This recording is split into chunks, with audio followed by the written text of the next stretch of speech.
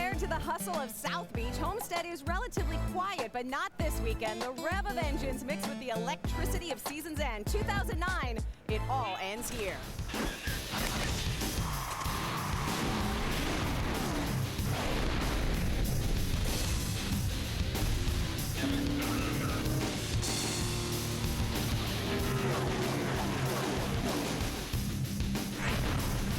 How about the 33 of Ron Hornady? Oh, point leader. The wall, and it's Ron Hornady. He's hit hard. Ron Hornady will win 5 races in a row in the Camping World Truck Series. There's the contact. Contact again. The championship is on. Ron Hornady will be your 2009 Camping World Truck Series champion. 4 championships for the 51-year-old Ron Hornady. Only 2 times in Truck Series history has the championship been decided early, and both times it happened on Friday the 13th. Freaky or fantastic? Well, Hornady may have claimed 1 trophy, but there is still another up for grabs, and it happens here tonight. The setup is on.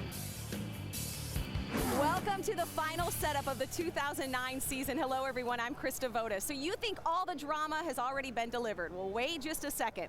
The Owners' Championship, that hasn't been decided. It's down to Delana Harvick and Billy Ballou. And Ron Hornady says that trophy is even more important because that one is for the team. That's the one he is going after tonight.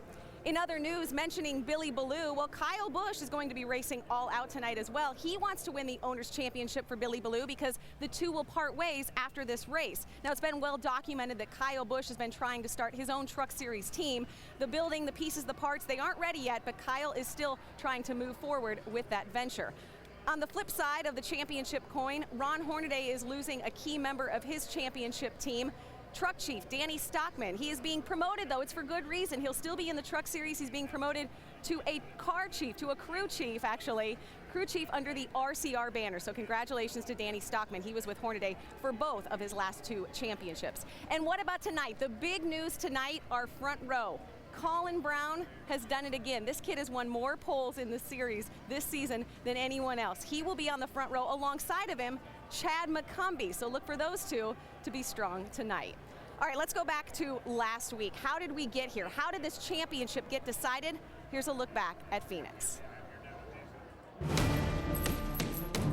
Here they come down to the line. Green flag goes in the air, and we are underway on the Lucas Oil 150. It's oil at the racetrack, oil all over the racetrack. The Harvick spins around to bring out our first caution. NASCAR was talking about oil on the racetrack, but I couldn't see it anywhere. I mean, it's got to be somebody's oil. I went in here and went straight to last lap. The 90 goes around. Got a smoker in 3, buddy. Check up, check up, check up. Might be oil. We're seeing the 50 slower on the racetrack. That's Wheeler boys. Colin Brown's off the pace, headed to pit road. Apparently a problem there. Just won't run. Quit your ignition. The 22 gets into the wall. That's Tim George Jr. Now they're going to have to make that decision. Do we come in and get tires? No, I think they're going to say we can't win the race like we are. What do we do? Nobody else is coming. They're all out of tires. What do you want to do here? Can't win it the way we are, can we? Well, we can't win it with tires. It's going to be way too far back, bud. Problems with James Busher into the wall. Ron Hornady, we're talking about the knots in his stomach. Well, they increase even more now because there's another chance for something to go awry. Problem on the racetrack. Taylor Molson gets turned around. Kevin Harvick will win tonight the Lucas Oil 150. It's also official that Ron Hornady has won his 4th NASCAR Camping World Truck Series championship. And of course, it's a very exclusive list that Ron Hornady, let me try that again. Ron Hornady joins. How about that? 4 championships. Have you put it into perspective yet? Not yet. We got 1 race to go. We got to get that Owners, but it's pretty cool. What a great year, and hopefully we can go out and top it off with a win tonight. Yeah, I know you weren't feeling very good this week. Give us an update. Are you going to be able to go all the laps? I don't have anybody who'll fit in my seat, so I got to. But yeah, I just got a little cough, and once you get in that truck, that's the best medicine. Get behind the wheel of that Longhorn Chevrolet and do the best. I mean, I'm a little plugged up now, and I told my wife, I said, we'll just get in there and that heat gets into your head and you're fine. Congratulations. 4 championships for Ron Hornady. Now let's hear from our pole winner. And Colin Brown celebrating as well his 5th pole of the year, gives Roush Fenway Racing 45. That's more than any other Truck Series team. Next year to Nationwide, so what's it going to take to go out a winner in the Truck Series? Well, it's only going to take having a fast truck, you know, and I think this number 6 Conway Freight Ford F-150 truck is fast. These guys worked on it a lot in practice, and My crew chief, Mike Beam, did a really good job. You know, it's going to be certainly a fun race, that's for sure. And, you know, what better way to start it off than getting the pole here on the Ford Championship weekend? I mean, you can't beat that. Solid run in qualifying for Colin Brown. He leads into the green tonight, Krista. All right, thanks, Adam. Yeah, they are shining up that number 6 truck right behind us as we speak. They're also firing up the jet dryers on the track. Here is Ron Hornaday's 2009 championship season. Man, what a career. 45 wins, 6 this season. 2nd championship for KHI. You heard Ron mention to Ray that he's feeling a little bit under the weather. Delana Harvick, the owner, she almost didn't go to Phoenix because she had the flu, and she joked that she passed it on to Ron. But at 51 years old and a 4-time champ, it's going to take a lot more than a little cough and cold to bring him down. We are just getting warmed up. The jet dryers are fired up here at Homestead. Stick around. When the setup returns from Homestead, singer Jesse James will join Krista on set. We'll sit down with the team that propelled Ron Hornaday to his 2nd championship with Kevin Harvick Incorporated. And then, it's time for the season finale from Homestead, Florida, live on Speed.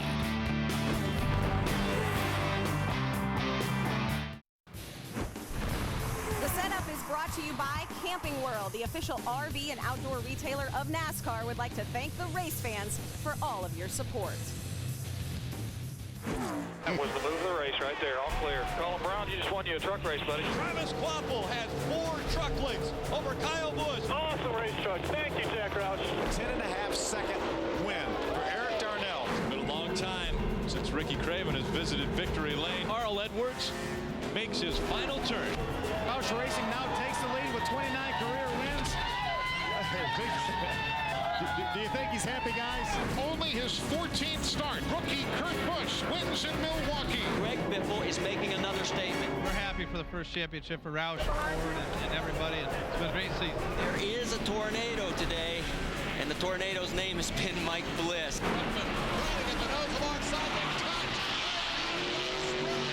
And as they come off the corner, Mark Martin will win it. You know, we played it smart, conserved our tires, and let it rip when it was time to go. You cannot think of the Camping World Truck Series and not think of Roush Racing. They have been here from the very beginning. 712 starts, more wins than any other organization in the series. 1 championship, Greg Biffle, and the most recent win came from Colin Brown. He scored that win in Michigan. Colin Brown, talk about going out with a bang. He is on the pole tonight. He is just 25 points shy of the top 5. He said he will race his heart out tonight to make it back in.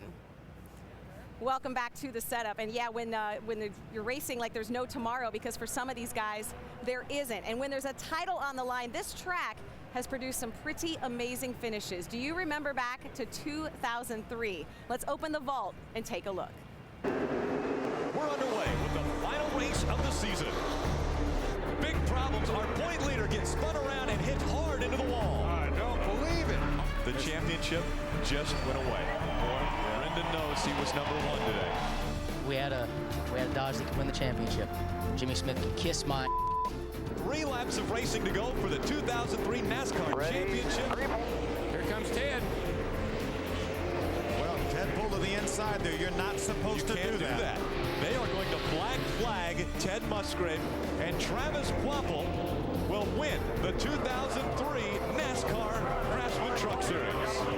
Well, Jimmy, I think Jimmy Smith may be celebrating a little bit prematurely there. There's a black flag was definitely out for Ted Musgrave. Boy, how would you like to be black flagged out of a championship? Our 2003 champion, Travis Quapple in the IWX Chevrolet. That was 6 years ago. What a crazy finish. Here, the championship may be over, but the race for other positions is not. 5 through 9, separated by just 69 points. And 5th place is more important than ever because that's how you earn a banquet seat. Just the top 5 go to the banquet this year. Ray is with one of the guys trying to drive into the top 5.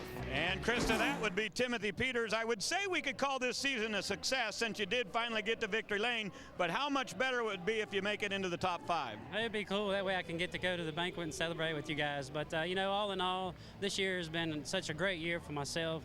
Just thank everybody that's been involved with me. With strutmasters.com, Tom DeLoach for giving me an awesome opportunity, Toyota for being there when we were in a 2-car garage. So, and they're still with us and behind us each and every event. So, you know, we've been able to get a pole this year and get a win. So, you know, I'm looking forward to taking a green flag tonight. Our Toyota Tundra is pretty good, so hopefully it's up to me to try to keep us out of trouble, and maybe we can get up there and contend for this win tonight. All right, go get him. That is Timothy Peters. He was fast in both of the practices, has a good qualifying spot tonight. Adam?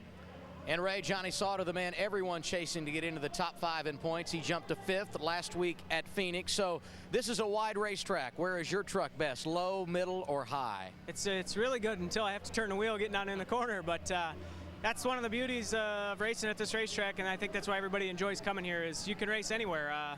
You know, you can talk to 10 different drivers and get 10 different answers. So our Fun Sand Curb Record Chevy's been working pretty good in the middle. I was able to run the high line last night a little bit, and this place is just so weird because it sits all summer, and you come here and the track's green, it's got all the grip in the world, and as you get more rubber on the racetrack, you just slip and slide a little bit. So I'm not exactly sure what to expect, but nonetheless, we're starting in the top 10, and I think we can race them from there. Johnny Sauter going to be the 2009 Rookie of the Year. He rolls 9th tonight. Krista? Yeah, Adam, what an amazing year for Sauter and all of Thorsport contending for that championship against Ron Hornaday. You know, Hornaday said driving KHI equipment makes him feel like he's 18 years old again. Rick Allen, Phil Parsons, Michael Waltrip, and Darrell Waltrip tonight upstairs. I don't know if you guys feel like teenagers, but I'm sure you guys are up to no good and excited for this finale. I thought you were going to reference me as like the youngest one and maybe at 18, but we won't go there. I thought it was a Brady bunch or something. Hey, we saw Johnny Sauter sitting 5th in the points right now. Timothy Peters outside of that top 5. How important is it to get up there on the stage? Well, I'm just really impressed with Timothy Peters. You think about it, he was 19th in the points before he moved over to Red Horse. And once he moved over there, man, he got the win at Martinsville, and here he is, battling for a top 5 position in the point standings. That's pretty impressive. But, Michael, there's a old car owner here. There's a little bit more on the line than that top 5 in the points tonight. Well, Darrell, there's 3 pieces to the puzzle of winning a championship. You got your driver, you got your owner, and you got your manufacturer. Now, at Phoenix last week, we settled one of those 3. We're going to give the championship trophy to Ron Hornaday. But equally important to these teams and everybody that's racing here tonight is who's going to get the other 2 pieces. We've got Kevin Harvick racing against Billy Ballou for the Owners' Championship, and we got Chevy versus Toyota for the Manufacturers' Championship and Owners. So, Phil, this is hugely important. It really is. You know, only 5 times in the over 60-year history of NASCAR has a driver champion and the owner champion been different. Never in the Truck Series, and that's what we're going to be battling for. Billy Ballou 60 points behind right now. He's got Kyle Busch behind the wheel. They're chasing Ron Hornaday and Kevin Harvick. It will be fun. Stay in your seats. Krista. Well, you guys are going to be jealous because joining me now is Mercury recording artist Jessie James. She's singing the national anthem tonight. She is also the host of Speed's new show, Dream Ride. This sounds like a lot of fun. It is a lot of fun. It's an all-vehicle 5-day experience. It's going to take place April 2010 at Laguna Seca Raceway in California. And they get to join you, other celebrities, get to do drifting, all sorts. Yeah, 5 days of fun. Exactly. And how do fans register? Speeddreamride.com. Exactly. And it's going to happen Thanksgiving weekend. I know, because there's going to be marathons on Speed, all sorts of different engine block programming, and that's when you can start to enter, speeddreamride.com. And you can do it once a day. Oh, cool. Yeah, every day, once a day. Are you a big NASCAR fan? I know you shot the commercial, right, down here in South Florida? You know, I wasn't until I was actually part of it, and then I got so into it. I'll find myself at a bar, and it's on. I'm like, oh, who's winning? So do you have a favorite driver? I really like Dale Jr. Do you? Yeah, I do. Yeah, now this experience too, I mean, you find yourself too, I mean, you're watching Speed all the time now, getting geared up because when you're at Laguna Seca in April, you have to, have your game face on. Exactly. I mean, I have to. I'm really into Pinks All Out right now. Are you? Yes. I love your shirt too. See, I'm jealous because she has the Speed sequin shirt. That's right. That's you can awesome. get one too. I know. I think you're my connection. I think that's awesome. Thank you so much for joining us. Thank you so much. SpeedDreamRide.com. Have a lot of fun and have fun tonight. We have to let you go because you have to go get ready for the national anthem. Thank you. All right, thank you so much. That's Jessie James, Mercury recording artist, and Speed Dream Ride. To find out more about it, go to speeddreamride.com. It's an experience you never thought possible. The Speed Dream Ride coming soon, presented by Castrol Edge. We'll be right back here from Miami. More of the setup right after this. Rick Corelli, General Manager, Kevin Harvick Incorporated, Denver, Colorado. Rick Rand, Crew Chief, Tilton, Illinois. Danny Stockman, Truck Chief, Yucaipa, California. Shane Rabin, Mechanic, Tire Changer, Salisbury, North Carolina. Scott Haller, Tire Specialist, Effort, Pennsylvania. Andy Shahan, Rear Tire Carrier, Mascot, Tennessee. Adam Kruger, Jack Mann, Asheboro, North Carolina. Brian Cable, front tire changer, Greensboro, North Carolina. Dave Pickard, transport driver, Dansville, New York. Those are the men who put Hornaday's championship season together. A great group of guys. Congratulations to each of them. There you see Hornaday's truck. He starts tonight 4th with his boss, Kevin Harvick, right alongside. And we are actually standing down here in the number 33 pit stall. As you can see, the guys getting the pit box ready, and when the piece popped up where they saw their faces, they jumped over to watch our monitor just so they could see themselves. But yeah, they definitely deserve all the accolades. An incredible season. You know, Kevin Harvick said back in 2005 when he brought Ron Hornaday over, they didn't quite have their stuff put together yet. It wasn't where they wanted it to be, but Hornaday was the catalyst, and the team rallied around him. And last year when they fell short of the title, the catalyst and the team were put into motion. One lap of racing to go. One truck separates Johnny Benson and Ron Hornaday. Guys, I think he has too far to go. We gave that championship away ourselves. And it wasn't just that race. I mean, it was all year build up to that. As a team, all of us made some mistakes. That's just the one everybody would remember. What a race! What a finish! Ron Hornaday came within a bumper of Johnny Benson and a championship. After Homestead was over, it was just like that empty feeling, like you don't want to lose. I mean, you know, you can't blame one person, you can't blame everybody. You know, you win as a team, you lose as a team. It's only a few points, but I mean, you know, this year I think everybody just didn't want to have the same thing happen again. So we took it on the chin, and we just built a plan. Rick did a good job with everybody and everybody inside the group. My guys picked their stuff up. I mean, they worked their butts off this year. Lots of hours, whatever they needed to do. They took it upon themselves that they were not going to fail this year. It was always a game plan of ours to be the first one unloaded. First on jack stands, first through tech, first in practice. Everywhere we unload, we expect to win. We should be good enough to win anywhere we go. There's been a couple races that we're halfway through first practice and we cover it up, and we're just kind of hanging out, and everybody else is thrashing, and you can just keep on seeing them look over at you, and you know that it messes with their head a little bit. As it comes out of turn number 4, Hornaday will be a repeat winner at the Milwaukee Mile. Happy birthday, Ron Hornaday. Happy birthday. Once you win a race, it's like a drug. I mean, you win once and you just want to keep on winning and winning. You do whatever you can to win. Awesome job, everybody. Way to dig in the heat. Awesome. Thanks, Rich Corelli. Thanks, Ron Hornaday. You get to a point where you don't feel like you can lose. Great job, Hornaday. It was like easy. We just went to the racetrack. We knew we were the best. Hornaday will set a record 4 in a row. It's just a surreal feeling to know that you're part of that kind of history. Richard Petty, Bobby Allison, and now Ron Hornaday, winners of 5 consecutive races in a row. I raised the bar a little bit. I told the guys that I wanted to have a 400-point lead by Texas. I set goals, okay? We didn't accomplish those goals, but we were well over 200 going to Texas. Matt Crampton makes it to second. Let's see if Hornaday can stay in third. He holds off Ty Bodine to get that third spot. Maybe after that 5-race stretch, we seen we had a pretty comfortable points lead, and it was kind of, let's take it easy and just kind of let the points take care of themselves. Ron Hornaday, buddy, you did it! Across the start-finish line, Ron Hornaday will be your 2009 Camping World Truck Series champion. Good job, guys. Good job. Good job, everybody. It's just an awesome job, guys. Way to dig. That's what we needed. It's a great feeling that we overcome, the defeat of last year. It feels like there's no weight on our shoulders now. I look at us as brothers, and we've all been together long enough, and then, some of us are going to go on and do different things. I think this will be a special time. You don't forget things like this, you might forget little small things that happen, but something big like this in your life, you always remember it. It's hard to find a team that's as good as we are right now.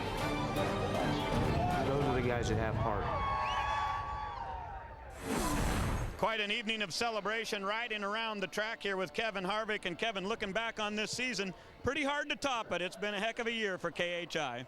Yeah, as the camera guy got hit in his head with a pit sign. It's been a lot of fun.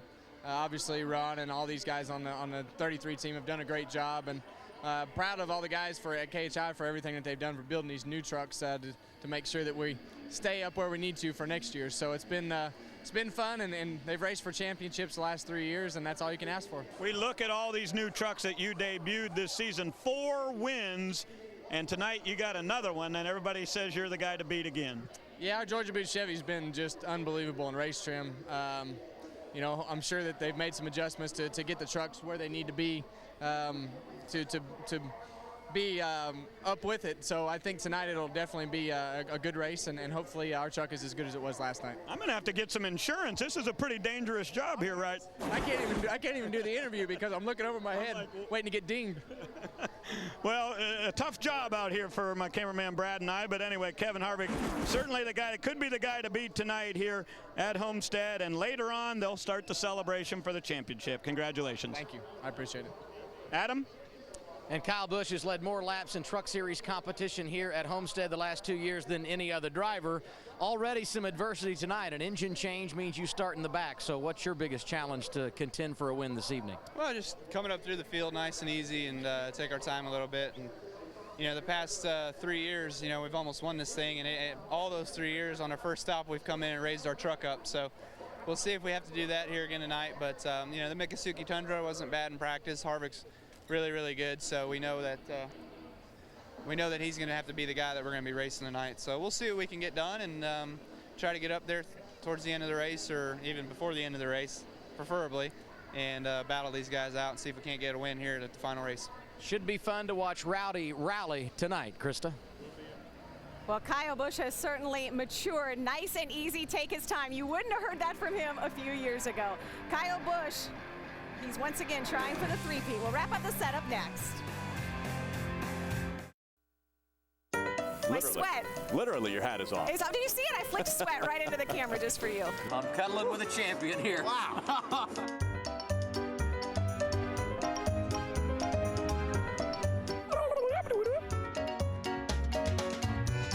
I think this is the problem. This is why we don't have the lights. Somebody shoot. Somebody shoot. Not me. Not me.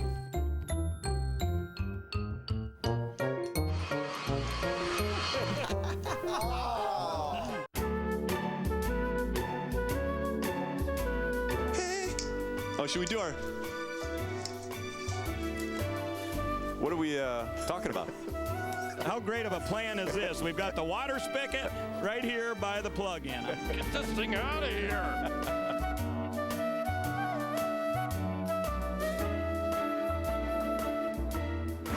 Now, what jumped out at me there was that Ray's tongue gets a lot of airtime.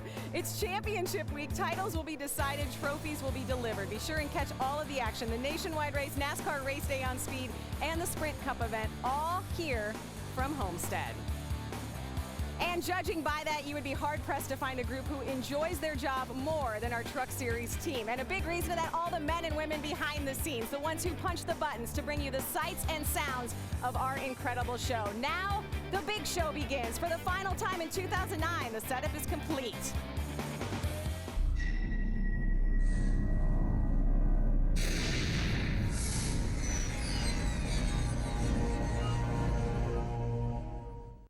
Race 1 brought with it a new season, a new series sponsor, and a new hope of what 2009 would hold. For some, it was continuing their march to the top. 4 wins in a row on Speedway races. This is the house that Busch and Ballou have built. For others, it was picking up the pieces of what was left behind. Skinner gets hit hard down into turn 1. Oh, that hit hard, though. We have got a junkyard of wrecked race trucks. 4 fresh faces graced victory lane. Woo, baby, yeah! Awesome, man. Way to go. Timothy Peters in victory lane. Red Horse Racing back here with the celebration. Johnny Sauter will win at Las Vegas. There were desperate lows. There's just no cure for stupid. I ain't scared.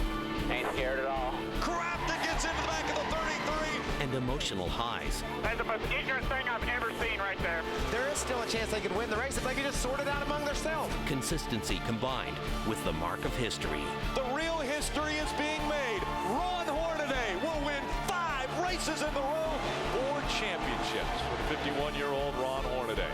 The journey that began 10 months ago concludes tonight in Homestead, and it starts now on Speed. Unbelievable ups and downs all season long through 24 races, and the final one is about to happen. Welcome to the NASCAR Camping World Truck Series Ford 200 on Speed. Even though a championship was already decided a week ago, we have a lot to stay tuned for tonight. Who will win this race, and who will win that Owners' Championship?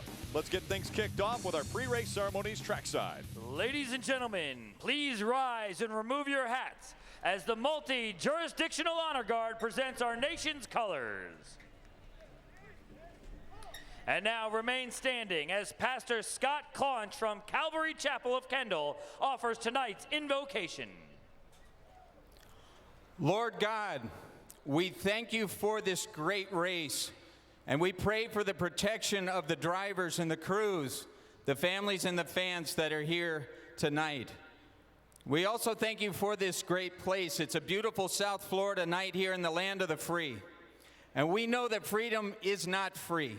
And so we honor and we ask your blessing on all those who serve and sacrifice for this great country. And we thank you for your great grace and for the freedom and the joy and the life that is found for those who put their faith in you. And so we ask, God bless America. In Jesus' name, amen. And now, here to perform our national anthem, please welcome Mercury recording artist and host of Speed Dream Ride, Jesse James. Oh, say, can you see by the dawn's early light what so proudly we hailed at the twilight's last gleaming, whose broad stripes and bright stars through the perilous fight, oh, the ramparts we watched were so gallantly streaming, and the rockets rocking like the bombs bursting in air gave proof through the night that our flag was still there. Oh, say, does that star-spangled banner yet wave? Oh, the land of the free and the home of the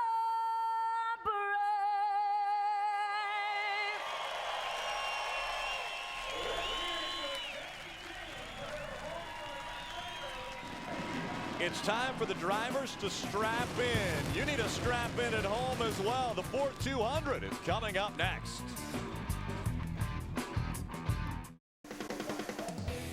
Welcome back to Homestead-Miami Speedway as we're about to get underway with the Ford 200 under the lights and under the moonlight here at Homestead. Let's go back trackside to get reset up with Chris Devoda. If you missed the setup, you missed Jesse James, the singer, not the outlaw, but the guy who has been the outlaw, the one everyone's been catching this year, Ron Hornady. We are on top of the championship pit box, and if we want to take a look at the year in general, what a year it has been. Ron Hornady, 45 career wins, 6 came this year. We had 40 different drivers make their debuts, 40 drivers make their debut, 4 new winners, and 9 different winners in all, 11 different pole winners, and that was not added on to tonight because Colin Brown is on the pole for tonight's race. It's going to be a good one. The owner's title still on the line. Rick, Phil, Michael, and DW, back to you guys upstairs. Thanks a lot, Krista, and you can help Ron, or Rick actually, call some of the, I guess, strategy from up on top of that pit box. He has the championship in his hands. Now we turn our attention to the racetrack, Phil, the final race of the year. And what a great racetrack this is. We saw in qualifying guys running the top of the racetrack, middle of the racetrack. Cup guys were all against the wall, or a lot of them against the wall, and then the bottom of the racetrack. So you have so many options here, and that's what's going to make this race terrific. And we've got probably, I would call, the big 3 out there on that racetrack right now that may be fighting this thing out. I would just think about Kevin Harvick and what he's accomplished this year. He's scored more points per race than any other driver. Right.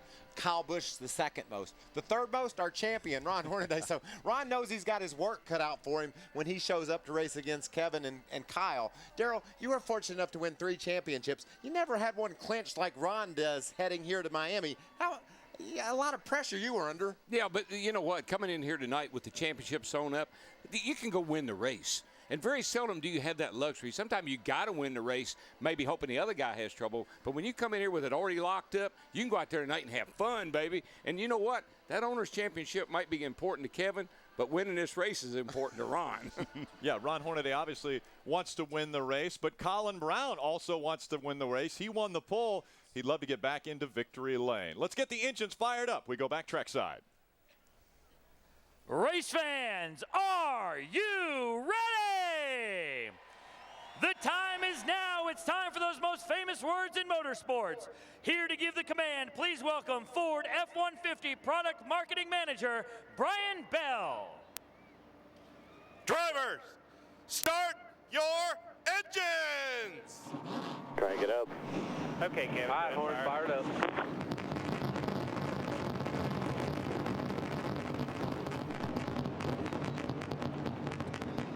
Fireworks before the green flag flies, fireworks after the green flag flies, and fireworks after the checkered flag. Who will be in victory lane at the end of the night? The NASCAR Camping World Truck Series is presented on speed by the Ford F-150. It's not just a pickup truck, it's a Ford F-150. And brought to you in part by Camping World, the official RV and outdoor retailer of NASCAR. We'd like to thank the race fans for all your support. Beautiful evening in Homestead, Florida, 72 degrees, clear skies, just a slight breeze, ready for racing. Our starting grid will roll across the bottom of the screen. Leading the field to the green flag will be Colin Brown. He grabbed the 45th pole for Roush Fenway's racing program. That breaks the record that was held by Ultra. Our ZMAX track description of this mile-and-a-half racetrack.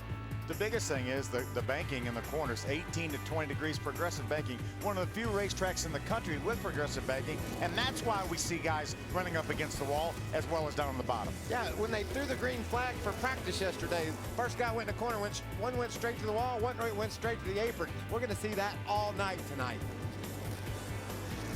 Our Ford race analysis, 36 trucks will be running here at Homestead-Miami Speedway. 201 miles, 134 laps. See the pit window, 55 to 60 laps. NASCAR actually gave each team 5 sets of tires for the weekend because there was a lot of tire wear early on till they got some rubber down. Yeah, this track doesn't get used that much, and there's just a lot of graining going on there early on. While we're under the lights, we do want to shine a little brighter light on a few different drivers. This week, we're talking about 69 points separating 5th through 9th for that 5th place position. Ray Dunlap. Rick, in preseason thunder, I picked Johnny Sauter to win the championship. Everybody thought I was crazy. They finally went to victory lane out at Las Vegas, and Johnny has that very same truck with him tonight here at Homestead. The Fun Sand Chevrolet is going to be an excellent team in 2010. I'll predict that. But the first thing they want to do is get in the top 5, and on Monday night at the banquet, that is, they'll crown him as Rookie of the Year. Adam? And the man right behind him in the point standings entering the season finale, Brian Scott. He set 6th in points, only 13 markers out of the top 5. That very truck he's driving tonight finished 2nd here a year ago. Only problem for Brian, he's starting 24th tonight after nearly crashing in qualifying. No doubt driver 16 has his work cut out for him. Phil? Double A, Colin Brown is going to make Roush Fenway's swan song here tonight. And this number 6 Ford Conway Freight Toyota, Ford F-150, I'm sorry. But Colin Brown got the 45th pole for Roush Fenway Racing. That's the all-time record. He won the 50th race for Roush Fenway back at Michigan. That's also a record. He wants to go out on a high note. He got the pole, and he's moving to the Nationwide Series with Conway Freight and Ford. My guy's David Starr. He's going to start 15th in his number 24 Zachary Toyota. He's in position 8th in the points, Daryl. He's 68 points out of the top 5, and you think, you can't get there from there, can you? Well, the last 4 starts, he's had 4 top 10 finishes and has gained consistently on that top 5 spot in the points. He has 4 career wins, but he hasn't won since Martinsville in 2006. He'll roll off 15th and try to claw his way into the top 5 in points, Daryl. I believe a guy that's got a good shot tonight, guys, of winning this race and moving up in the points is that guy right there in the number 17 car or truck, Timothy Peters.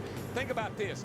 Back in Michigan, he was 19th in the points. He joined Red Horse Racing, and since then he's been on a tear. He's up to 9th in the points. It's a long shot, but this cat can make it into the top 5 if he has a run like he had at Martinsville tonight. We'll keep our eyes on all 5 of those drivers fighting for that top 5 spot.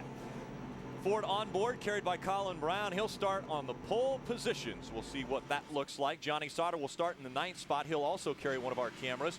The Toyota on board for the Onion, Todd Bodine, will start 14th. We'll see if he can make it through the field. And our champion also has a camera on board with him. He starts in the 4th position. Before the green flag flies, we want to go back track side and hear some final thoughts from Ray Dunlap. Well, Rick, you know, this is usually about a celebration when you come to the final race of the season, but sometimes it also has to be a farewell. And tonight we'll say farewell to a team that is Express Motorsports, and over the years they've put up some great numbers. How about 12 wins and 2 championships with a bunch of different drivers? Mike Bliss leads the list for these guys, but they will be going over to Kyle Busch Motorsports next year, a brand new team. So we say so long to farewell. Steve Coulter started this team, then it was Dave Fuge and Joe Scott. Those 3 guys have had a great run in the Camping World Truck Series. Brian Scott hoping to get a win for his final race for Express. Adam? And speaking of goodbyes, Rays, tonight expected to be the last time that Kyle Busch gets behind the wheel for Billy Ballou Motorsports. And what a great relationship it has been. Tonight marks the 62nd time that Busch has driven for Billy. 16 times he has gone to victory lane, but 2009 has been amazing. You look at him on the all-time list as far as wins in a season, he sits tied for 3rd with Ron Hornady and Ted Musgrave. He would love to get his 8th win of 09 here tonight and go out in style in number 51. He has impressed us all season long. Obviously, anytime he is in a race truck, we expect him to run up front. Tonight, obviously, he will have to go to the back of the field and work his way up to the front, which should be more entertaining in itself. You just watch him on the start of this race. He will pass half of the field probably by the end of the first lap. How impressive he's been. 16 races he's won and 61 starts for Billy Ballou Motorsports. In front of the field, Colin Brown driving that Ford F-150. This on Ford Championship weekend from Homestead-Miami Speedway. He will bring the field to the green flag. On his outside, it's Chad McCumbee. We'll see multiple lines of racing, and it's about to get underway. Green flag in the air for the final race of the season. Great start there for Colin Brown. He left Chad McCumbee sitting still, didn't he? Somebody forgot to tell McCumbee they were coming to the green. He's going to bring Kevin Harvick with him. Look at Kevin fade to the outside already. Mike Bliss in that 25 also moving very high up the racetrack. I think I saw a sideways black truck near the back of the field. I bet that was Kyle Busch. 3 wide down into turn 3. It wasn't. I don't think it was him, Michael, because he's not at the back very long. I think he is on a mission, on a tear, coming through the field. How about Mike Skinner, left of your screen, looking for 2nd on Kevin Harvick, going to run the bottom. In a truck that he hated, just hated. Couldn't stand that truck yesterday in practice. That team made some great changes. He's going for 2nd. Kevin Harvick, Mike Skinner battling for position. Colin Brown still out in front by 6 truck lengths. We saw the movement of the 51. He is on his way to the front in a hurry. 10 spots in 1 lap for Kyle Busch. Look at Mike Bliss all the way up against the wall on the outside. Into the wall, looks like the 14 of Rick Crawford as he went through 3 and 4. It's the 10 of James Busher. Boy, I tell you, that 4th turn is just giving everybody a fit. I don't care if you're in a Nationwide car, Cup car, or truck. Everybody hits the wall off 4. 51 of Kyle Busch up to 19th. He's trying to take away the position. Rick, you said Mike Bliss up next to the wall, and James Busher said, no, he wasn't. Yeah, I'm next to the wall. I'll show you next to the wall. He has that light blue paint on the side. Look at how quickly he makes short time of James Busher, taking away the 18th spot on his way up into the top 15. Well, it took him 3 laps to pass half the field. This is another look on your right side of your screen of the 10, James Busher up into the wall. Just a light tap. That was awesome. He never lost any. If you want to see what wide open looks like compared to maybe park throttle, just watch the 51. Watch this move here. He's going to dive on the bottom out. He'll get 4 right here. It was great on James Busher's radio when he grazed the wall. He said, I got a little bit. Spotter said, doesn't look like any damage, but let's try to keep it off the wall. I think that would be a good goal for any driver here tonight. Kyle only passed 3 trucks in that corner. That one corner, yeah. Now right on the back bumper of the 11 of TJ Bell, so he's moved up to 15th, and we're 4 laps into this race. He's going to get TJ going after his teammate right now, Eric Almirola of AK Awareness. Here comes Kevin Harvick all over the back bumper of that 6 of Colin Brown. Making the bottom of the racetrack work. Of course, he gets tied up off 4 though. Woo, man, he come right up to the left rear quarter panel of the old Conway Ford there. Colin was making the bottom work early, Phil. Now he's had to move up to the middle of the track, and Kevin's been able to keep his truck low in the turns, taking the short way around the track and making it work. We heard Colin pedaling the throttle a little bit through that end of the racetrack. See Kevin pulling up side by side, going for the lead. Door to door, Kevin Harvick looks like he's going to take the position away from Colin Brown. He just booted him right out of the way. In the Georgia with a Georgia boot. Coming back a little bit on your quarter. You're clear. He pretty much closed the door as they came out of turn 4. Colin might have found something he liked there. Looked like he had a real strong run on Kevin off of 4, and Kevin just shut the door. I mean, Kevin may have had to pedal a little bit on that after he got in front there just to keep him getting loose. Boy, Kevin really got in that corner well. Looks like Colin's going to gain back a little bit up off the corner. Yeah, you know, he just told him he's clear. The next thing you're going to hear is you're pulling away. Kevin Harvick, Colin Brown 1 and 2, then Mike Skinner, Chad McCumbee, Ron Hornady. They're your top 5. Where is Kyle Busch in that Owners Championship? He is 12th right now. Here's a battle for 9th and 10th. Mike Bliss in front of David Starr. You know, we've talked about it before when Mike Bliss jumped in this truck. Whatever he gets in, he runs well in. Yes. I think he brings a little fresh air to a new team. They see him run so well in everything he gets in. When he shows up to drive your truck, you're going to say, we just give him the right pieces. We do what he says and follow his lead. We can be competitive, and Mike does it every week. That's been a challenging year for him. I mean, he's been in and out of rides. You know, he was in the Nationwide car there for a Finch, and he got kicked out of that. Now he's back in it. I mean, he just drives whatever's open. And that 11 truck, he made it look really good. He's driven for 5 or 6 different owners this year and moved back into the top 5 in points, trying to maintain a top 5 points position. Kyle Busch right now 11th, trying to get into that top 10. Here's a battle for 17th and 18th. Stacy Compton on the outside. Rick Crawford a little bobble on the bottom of the racetrack. A little bit of a wiggle down there on the bottom. He might have it. Didn't he get up in the wall down here a little bit ago off of turn 4? He might have a little damage on that right side. Yeah, that was his teammate James Busher. My fault with the color similarity between those 2 trucks. But he's trying to work that bottom. Obviously, Stacy's pretty committed to the top. He qualified right next to the wall, and he just stayed there. I think if you watch these things go into the corner, they go in pretty low. But really and truly, you're just chasing that thing up the racetrack. And it may look like it's pushing a lot of times, but you're actually just backing it up the hill when you see them come up close to the wall off a corner like that. Yeah, we heard that in practice yesterday, Phil. Remember, we listened to the in-truck radios.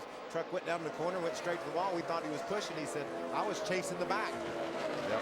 Yeah, either end goes up to the wall, and it could be the opposite. It could be the front, could be the rear, having to chase it up to the wall.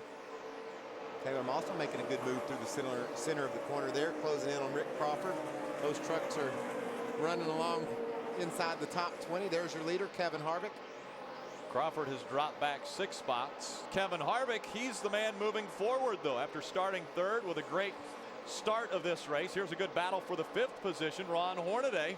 Woo. How about these 2 battling all season long for a championship, and now Hornady still trying to hold on for the Owners Championship. Yeah, Ron had that spot. Matt Crafton was trying to get by Ron, not able to make it, and may lose a spot to Timothy Peters. Ron Hornady right in on. Yeah, all over the back bumper of Chad McCumbee in that 07. Now he moves up the racetrack. Here comes your guy, Darrell. Timothy Peters trying to bid for that 5th spot. He's right there, buddy, and got a pretty good looking truck tonight.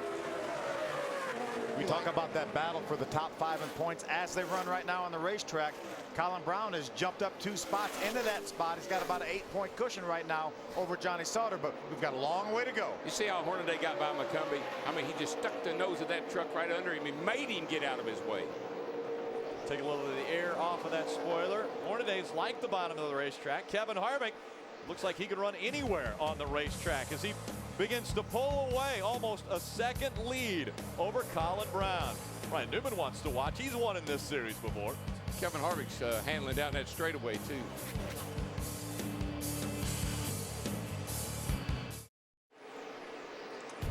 Aerial coverage provided by Goodyear, the official tire of NASCAR. New Fuel Max tires help you have a winning fuel strategy. Right now, it might be a fuel strategy race, as we haven't had a caution. Completed 17 laps. We're on lap 18 from Homestead-Miami Speedway. And that's the thing I like about the Truck Series.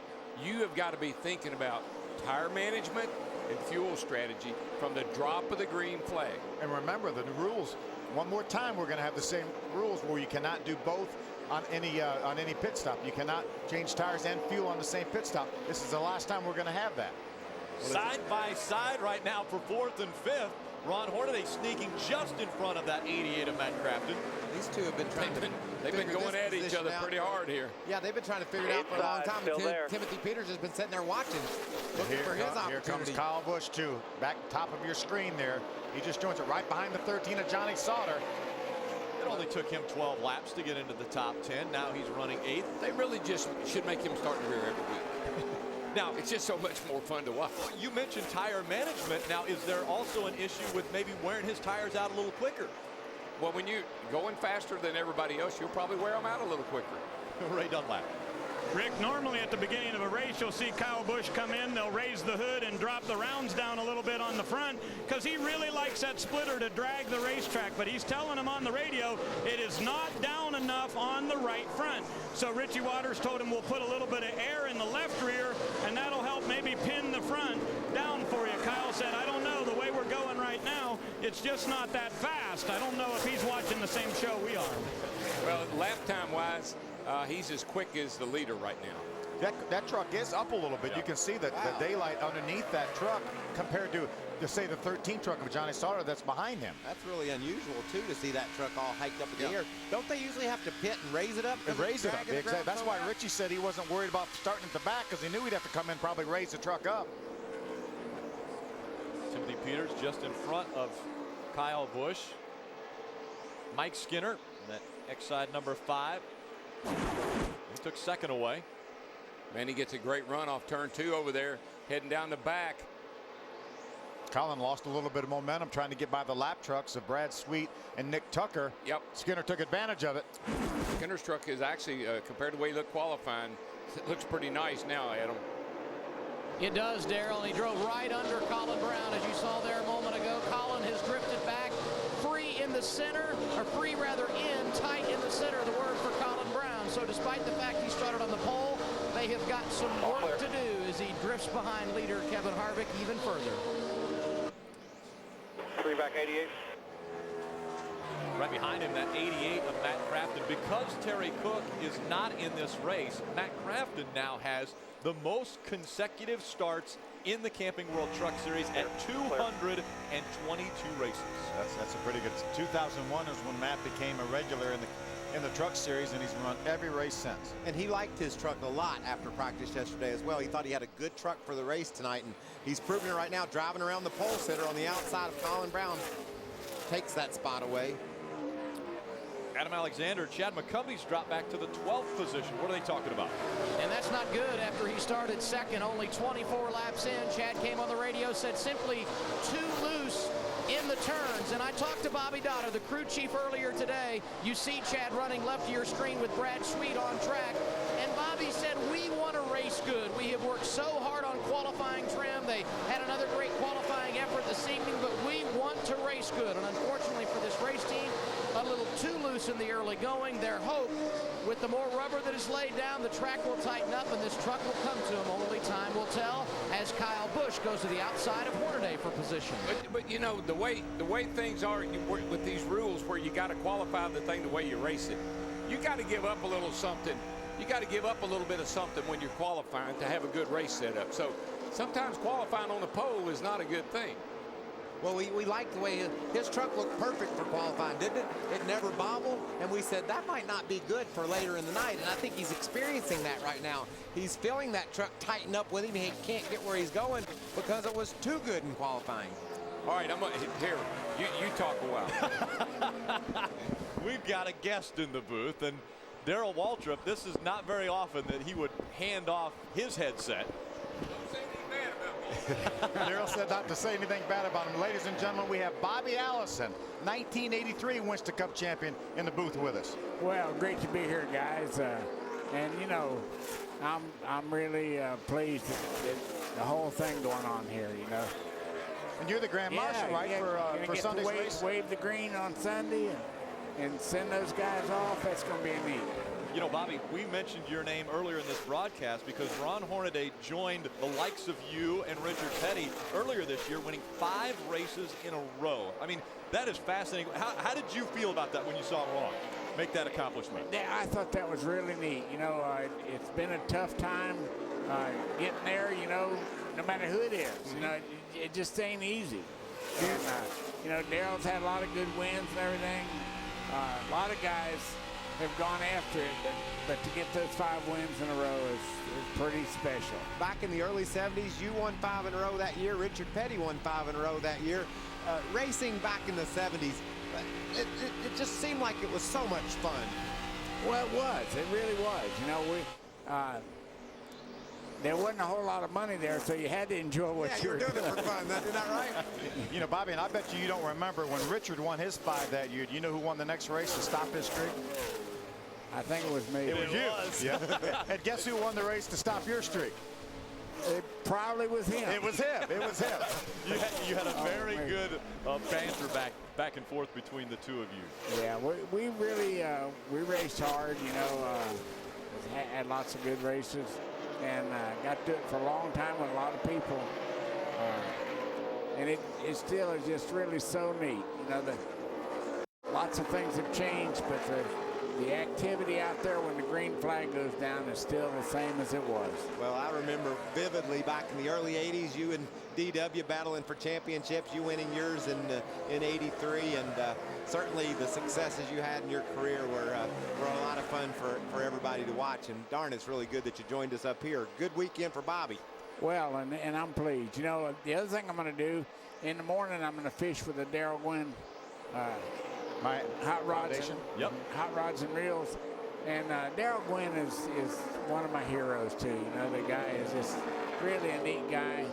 I knew him before he got hurt, and I followed his recovery after he got hurt, and him and his wife and his mom and dad and his daughter.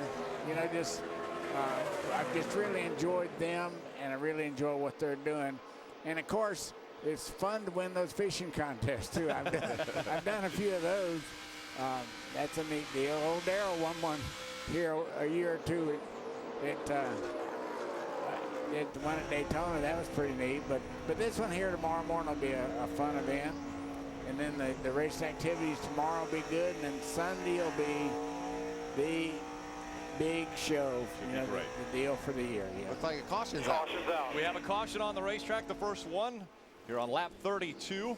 I think there's a lot of guys glad that caution flag came out. They look, there's a 93 truck right there. Yeah, got a little damage on the right side. Shane Looks like he got into the wall. So Shane Sieg bringing out our first caution of the race. The 73 of Lance Hooper also with some issues. Looked like a lot of guys were really, really loose right then too. So it's a well-timed caution for a lot of people. Bobby Allison, we want to thank you obviously for joining us up here. I'll tell you, Daryl Gwynn made a comment earlier today. He said the way most guys win that fishing tournament is they put lead weight inside the fish as soon as they catch them, so they get a little bigger. So I'm just, hey, before Daryl gets back on the headset, I'm just telling you that so you can beat him. Bobby said a racer is a racer. A racer is a racer. So we're under our first caution from Homestead-Miami Speedway for the Camping World Truck Series final event. It comes out on lap 33.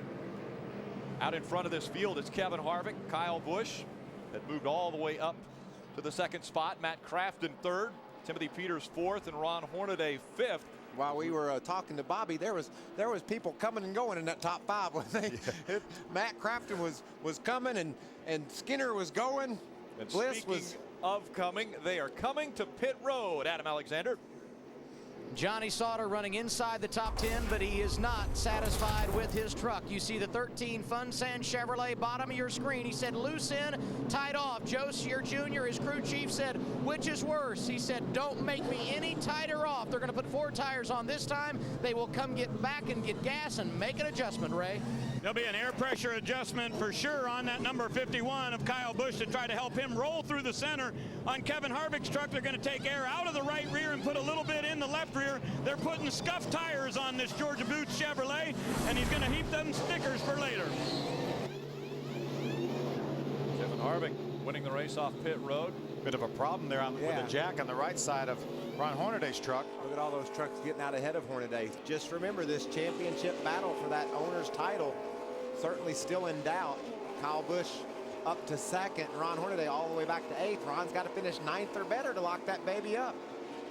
Hey, guess what Aaron's just did? Lucky dog, gave it away, 39. Ryan Sieg. How about that? Shane Sieg, his brother, brought out the caution. Ryan gets a lucky dog. Aaron's is giving him a chance to get back in this race. Keeping in the family. That's the way I like it. The field will make their way back onto pit road. Again, the rules in the Camping World Truck Series for the final time is no fuel and tires changed at the same time, so they'll come back in. If they did tires the first stop, they'll be adding fuel to the race trucks on this time around. And so we see the field making the hard left turn back onto pit road once again, Adam. Johnny Sauter wanting to turn better off the corner. They got those 4 tires when they came down at lap 33. This time they will get fuel, and the call was also made wedge in the rear to make sure that that thing will handle better off the corner. Looked like Johnny got a little bump from behind as he entered pit road from Eric Almirola. Joe Shear Jr. said it will take at least 1 can. We may need to pop the second one. The adjustment is made. The fuel going in. Sauter will pull away. Ray? They've got to clear the grill off on Kyle Busch's truck. They're actually going to remove some tape there. He was blowing out a good bit of water. The temperature had gone up to 240. There'll be a round in the track bar. Fuel going in for Harvick. And once again, the Ford truck will be the first one off pit road. 51 goes out second. Coming off of pit road, Harvick will be able to restart up front once again. Kyle Busch will be up front as well. We'll see who wins that battle when we come back.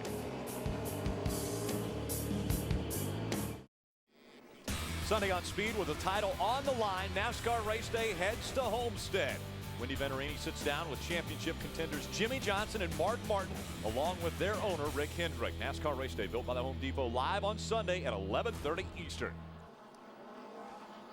Eric Almirola, you see all of the tape on the front of that truck. That happened on pit road. Yeah, quite a bit of damage, and you can tell how much it's cocked the nose. It pushed it in at the grill and kicked it out down there at the splitter. So that can't be quite good. quite a bit of damage. I'll hurt his downforce, and there's where he happened. Probably the other end of that. And now that helped him. Yeah, that won't hurt him at all. These guys just had a hard time working it out, getting on pit road. They all got together. There you go. Initially coming to pit road. Yeah. And then it gets worse when they get on pit road. You see Eric lock up the brakes for a second. They're not done yet.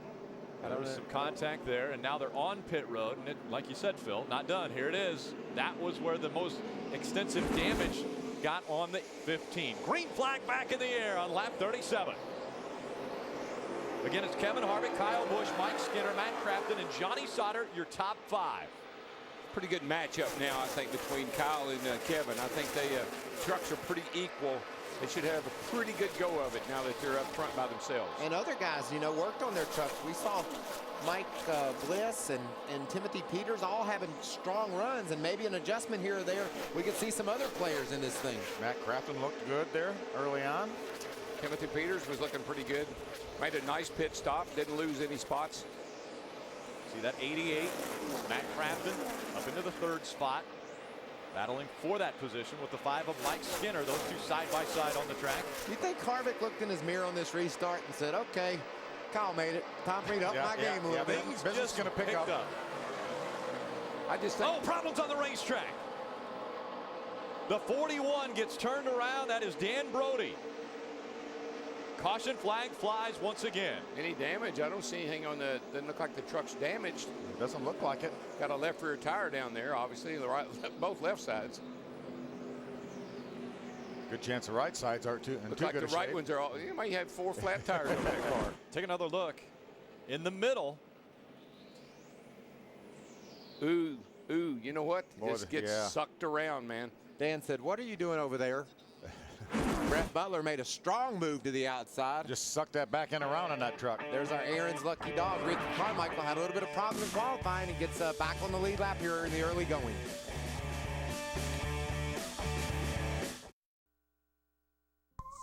It's Camping World's Destination Recreation. You know, it's amazing to me just how loyal all the NASCAR fans are out there. And the folks from Camping World certainly found that out this season. It's been my pleasure to bring you the Destination Recreation segments each and every week because I get to come to Camping World and look at all this cool stuff.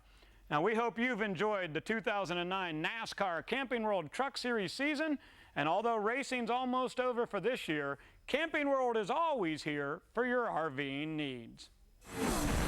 Fans love Camping World, and what a great sport, obviously, to pair up with. And we love the fans. Everybody else goes tailgating. We go camping here. That's right. It's a weekend of camping, and obviously Camping World joining for the first time their title sponsorship this year, taking over the Truck Series. Isn't Camping World going to give a couple campers away tonight? Ron's going to get a Class A, and a lucky fan's going to get one. That is correct. They are giving 2 campers that are going to be given away later on this evening. Now, I want to point out, people always talk about these double file restarts. We've always had double file restarts. They just happen to mean something now. Aren't they a lot more fun now? Oh, no, it's great. You're racing somebody for something, you know, not some guy that's trying to get a lap back. You see, you put everybody where they belong. You got all the people that are on the lead lap together. You put the lappers together, and you just work it out. And again, we get double file restarts next season. Yeah. So the lead lap trucks are on the outside. It's Kevin Harvick, Kyle Busch, Matt Crafton, Mike Skinner, Johnny Sauter. Green flag back in the air. Green. Everybody coming up through the gears. You know, that's always a good sign of who has the most horsepower. How they go up through the gears and how quickly they get up to speed. Well, that Ron Hornady's had a lot of horsepower over the years, hasn't he? Or something. He gets all that horsepower. He gets every bit of it that is there for sure. Puts his foot down hard and it sticks. Here's a great opportunity to see just how good that 51 truck is. He was able to get past about 34 trucks. Uh-oh, trouble. Got a truck around here, the 25. 25 gets turned around. That's Mike Bliss in that 25. Are we going to go caution? It doesn't look like they've thrown the yellow flag yet. He is going the right direction and no caution. He's got a flat tire. Yeah, he didn't spin out bad enough. No, but he has a flat tire, so he's got to be careful getting back to the pits. It'll blow out. Battle for the lead up front. Kevin Harvick, Kyle Busch. I mentioned Kyle was able to go from the back to almost the front. Now he has Kevin Harvick to deal with.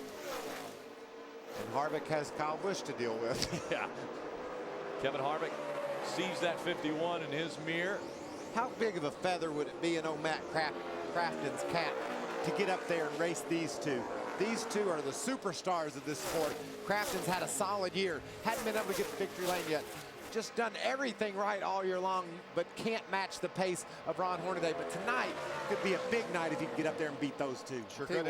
He's driving it hard enough to get up there, I can tell you that.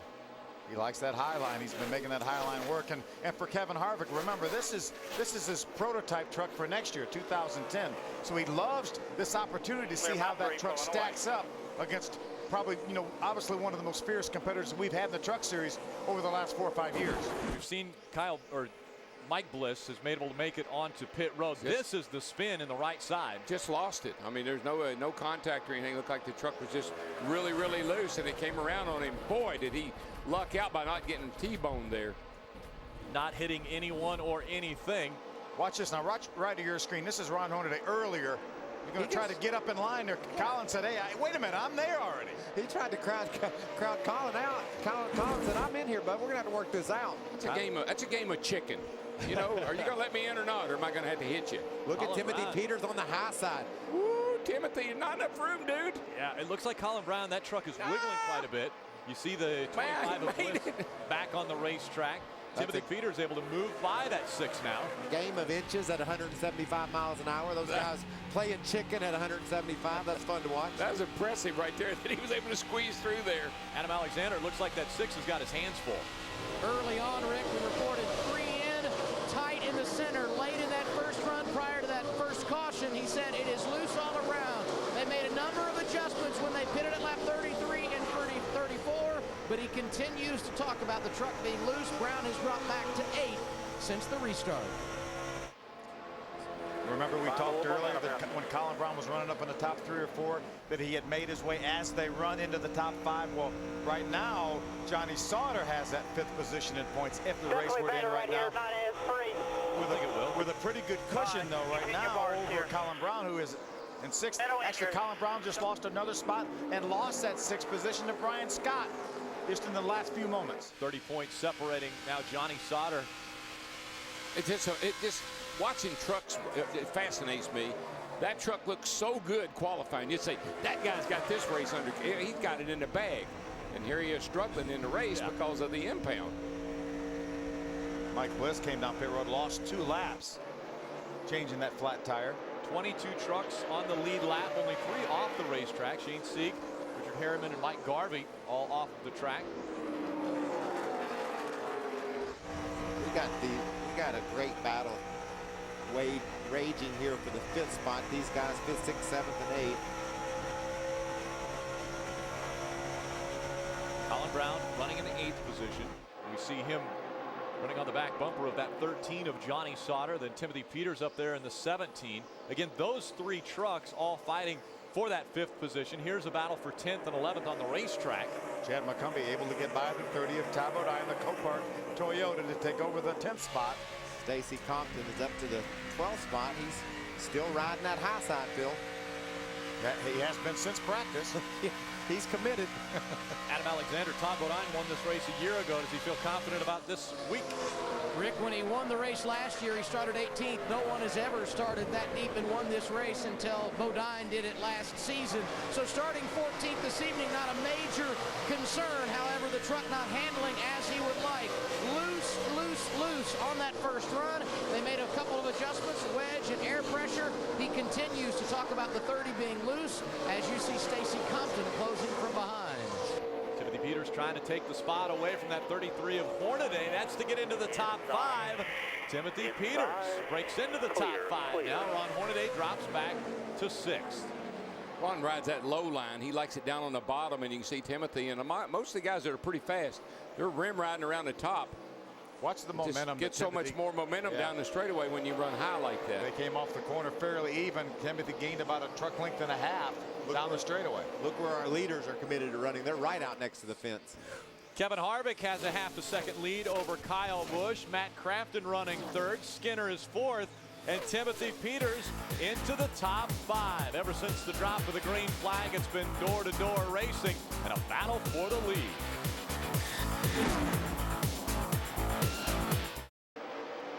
Welcome back to the Ford 200 from Homestead-Miami Speedway. Kevin Harvick has a 6/10 lead over Kyle Busch. Then Matt Crafton, Mike Skinner, and Timothy Peters are your top 5. Hornady, Sauter, Colin Brown, Brian Scott, and Chad McCumbee are your top 10. You know, it's amazing. I've been watching the monitor.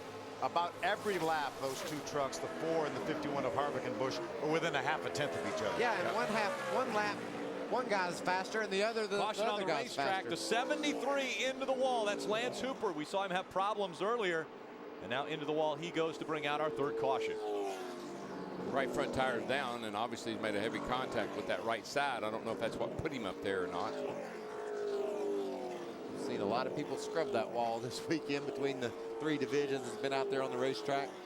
Guys trying to find every inch of this racetrack, a little hoping for a little more grip.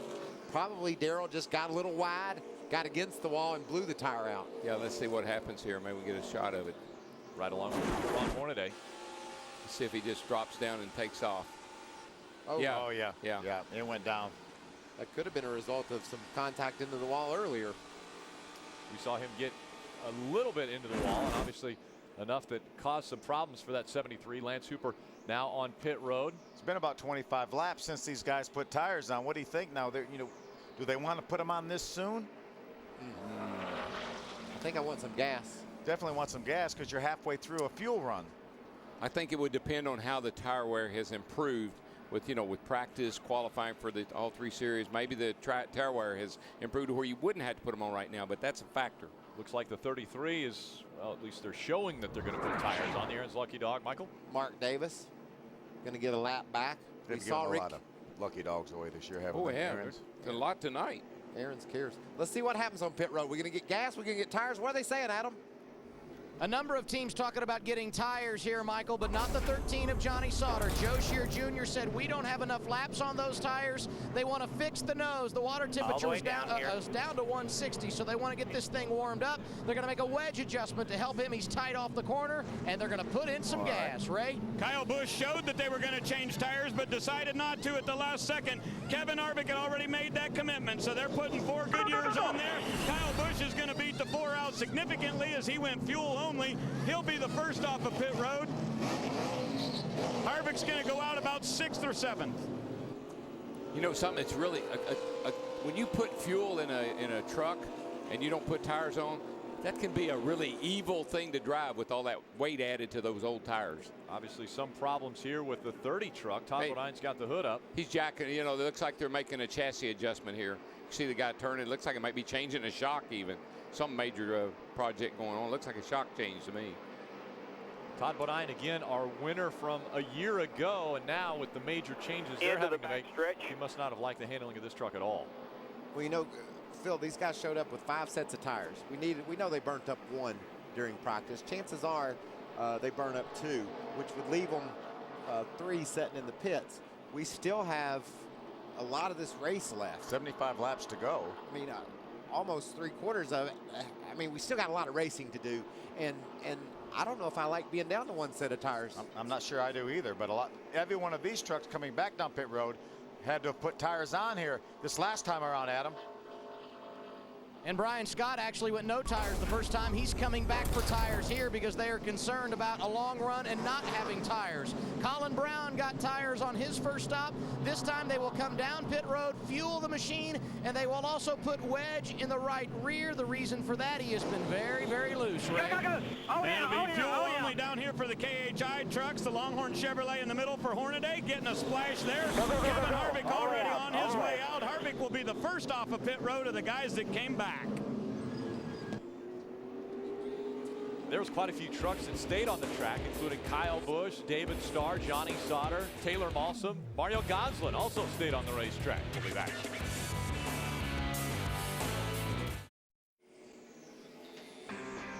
Welcome back to the Ford 200 from Homestead-Miami Speedway here in Homestead, Florida. Our aerial coverage provided by Goodyear, the official tire of NASCAR. New Fuel Max tires help you have a winning fuel strategy. How about that? Check out the sign. NASCAR on speed. Be there. We are. We're here. We're here. So be here. That is a blimp pop. That's right. In technical terms. That's right. That's exactly what that was. I always wondered what it was. Shoot the lights, Daryl. Phil, how about, and what an unbelievable, you're a numbers guy, but how about this unbelievable number? If Kyle Busch is able to complete all of the laps that he's scheduled to run this weekend, it will put him at over 24,942 miles. And oh, by the way, the circumference of the Earth at the equator, 24,901 miles. He beats it with 40 miles to spare. But he didn't do it in 80 days. Around the world, Kyle Busch. And I'll tell you what, he has really done some impressive things this year on all 24,940 odd miles. Well, I'm looking forward to this. He's sitting out there on some used tires. We've seen him use this strategy before. Can he hold these guys off? The guys that have put 2 sets on during this race, like Kevin Harvick, have 1 more set in the pits with 73 laps to go. Green flag back in the air. A great restart by Kyle Busch. David Starr gets left about 4 truck lengths back. He's going to get such a huge lead right here because there's a number of trucks between him than the guys that got 4 tires. So he's going to be able to pull out a pretty good lead before they can get through traffic. You see right here, Hornady had to stop, keep him running over Crafton right there. Johnny Sauter up into the 2nd spot. Takes it away from David Starr. Taylor Malsom running in the 4th position. Look at that gaggle of trucks. Look at Kevin on the bottom, Mike. You look at Kevin on the bottom coming with those fresh tires. 3 wide coming out of turn number 4. Trucks going every which way. Matt Crafton in the 88 Australian gold truck. Here comes Eric Almirola in that 15. He's He's also on the bottom of the racetrack. 3 and 4 wide as they work their way around Homestead-Miami Speedway. Brad Sweet had a rough time there in the middle of 1 and 2. Looked like he was going to wreck right in the middle of that. Well, they're trying to wreck going down that back straightaway, I tell you. Guys are going everywhere, wobbling all over the place. See that 30 of Todd Bodine kind of in the middle of the pack. Now he moves up to the top of the racetrack. They made some major adjustments to that truck this last pit stop. There you see Ron Hornady in the Longhorn Chevrolet ducking down, trying to get by some of the slower lap traffic. Jason White, a top 10 qualifying run. He's back in the 14th spot. Hadn't heard much from Jason, but solid run tonight. Still on the lead lap. That's what's key. There's Ron Hornady's Chevrolet on board. I know that it's, I don't know, not what you're supposed to say, but as they run, the owner's points is dead even.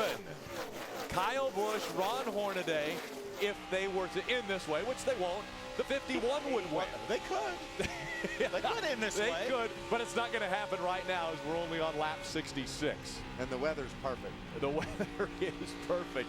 And we're hearing that not so perfect situation for the 19 of Mark Davis. He's got a tire down. Yeah, I just noticed that the Ford truck of Harvick is about 4/10 quicker than our leader right now, and he's closing at a high rate of speed. Look at that 12 truck, sorry, back there. Mario Goslin in the MyTireMonkey.com trucks running up in the top 10, Phil. Yeah, he's doing another great job. Had that 6th place finish at Talladega when you introduced that sponsor to the sport. Kevin Harvick running in the 2nd spot. It looks like those 2 trucks have separated themselves from the rest of the field. But Kevin's a coming, Rick. Got those fresher tires. He's going to go get him some of Kyle Busch. Oh, yeah, it didn't take long for him to close that gap and get up there and get after him. Now, again, the situation will be Kyle Busch will have an extra set of tires as we go toward the end of this race. Watch these speeds at the line, though. Probably a couple miles an hour, wouldn't you think, I would Phil? think so, yeah. It's averaged about 3/10 a lap. You can see it right there, almost a mile and a half an hour on that particular lap. Mike Skinner, the 2nd fastest truck, and Eric Almirola, the 3rd fastest truck. Tell you though, that gap is, the speed difference is coming down quickly. There was about 4 or 5 tenths there for a couple laps. Last time by 3 tenths. So that 51 is holding his own pretty well, I think, to not have tires. Yeah, the whole difference in those 2 trucks right now is obviously the new tires that Harvick has. And these teams, these crew chiefs, are trying to figure out how big an advantage it is on these new tires for Kevin Harvick. Billy Ballou and those guys on Kyle Busch's truck are trying to figure out when they could take advantage of that extra set of tires they have by not pitting a minute ago. Kevin Harvick trying to take the lead away from Kyle Busch. Harvick a week ago led 58 laps at Phoenix on his way to a win. Kyle Busch still battling on the outside.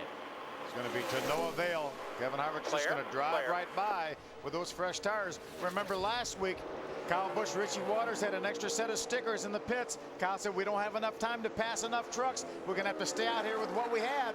I know, that worries me. When you get in a long green, and this thing gets strung out pretty good here in the middle of the race, those new tires on Kevin Harvick's truck, those Owens on Kyle Busch's truck, they may end up having to pit under green. They're going to fall off so badly.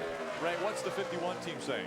Well, just what Phil was talking about. You know, in the last 2 seasons, that has happened to these guys 4 different occasions. But Kyle Busch is the guy who made that call. As they were coming down pit road, Richie Waters had a set of tires ready, had made air pressure adjustments, and halfway down pit road, Kyle said, no tires, fuel only. So the driver, a big part of making these decisions of what they're going to do. Adam?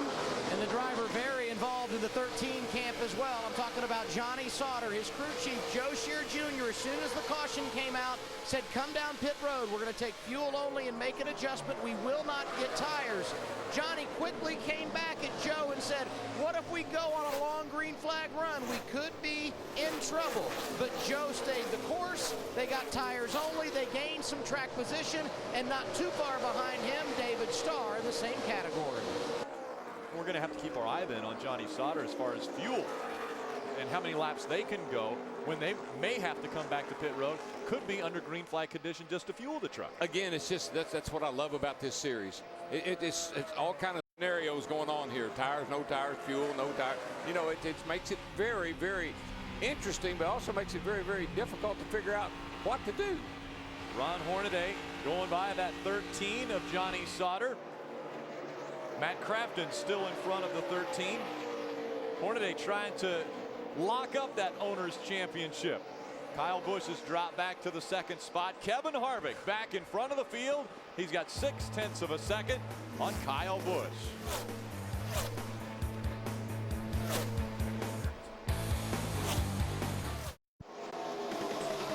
Attention all you Digger fans, you can now get Digger on your computer and get free Digger videos, wallpapers, games, and more. Visit digger.ask.com today.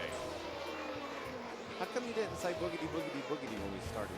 Oh, I don't know. I just, you know, I'm an interloper here, so. Well, you're definitely welcome. I didn't. Nobody encouraged it, so. You want to do it now? No. That's a Kevin Harvick one-shot deal. Has a 1.9 second lead over Kyle Busch. Then it's Timothy Peters holding on to the third spot. Mike Skinner is fourth, and Matt Crafton in the fifth position. Kevin Harvick out in front. We've had 3 different drivers up front, 3 different times. The average speed just over 127 miles an hour. 3 cautions have slowed us down. For 11 laps, and only 4 trucks are off the racetrack.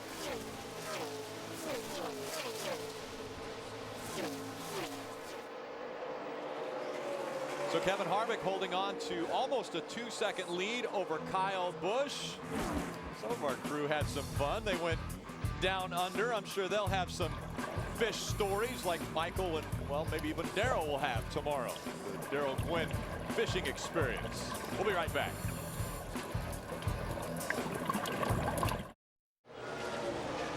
Welcome back to Homestead-Miami. The complexion just changed here as Kyle Busch came to pit road to change right side tires.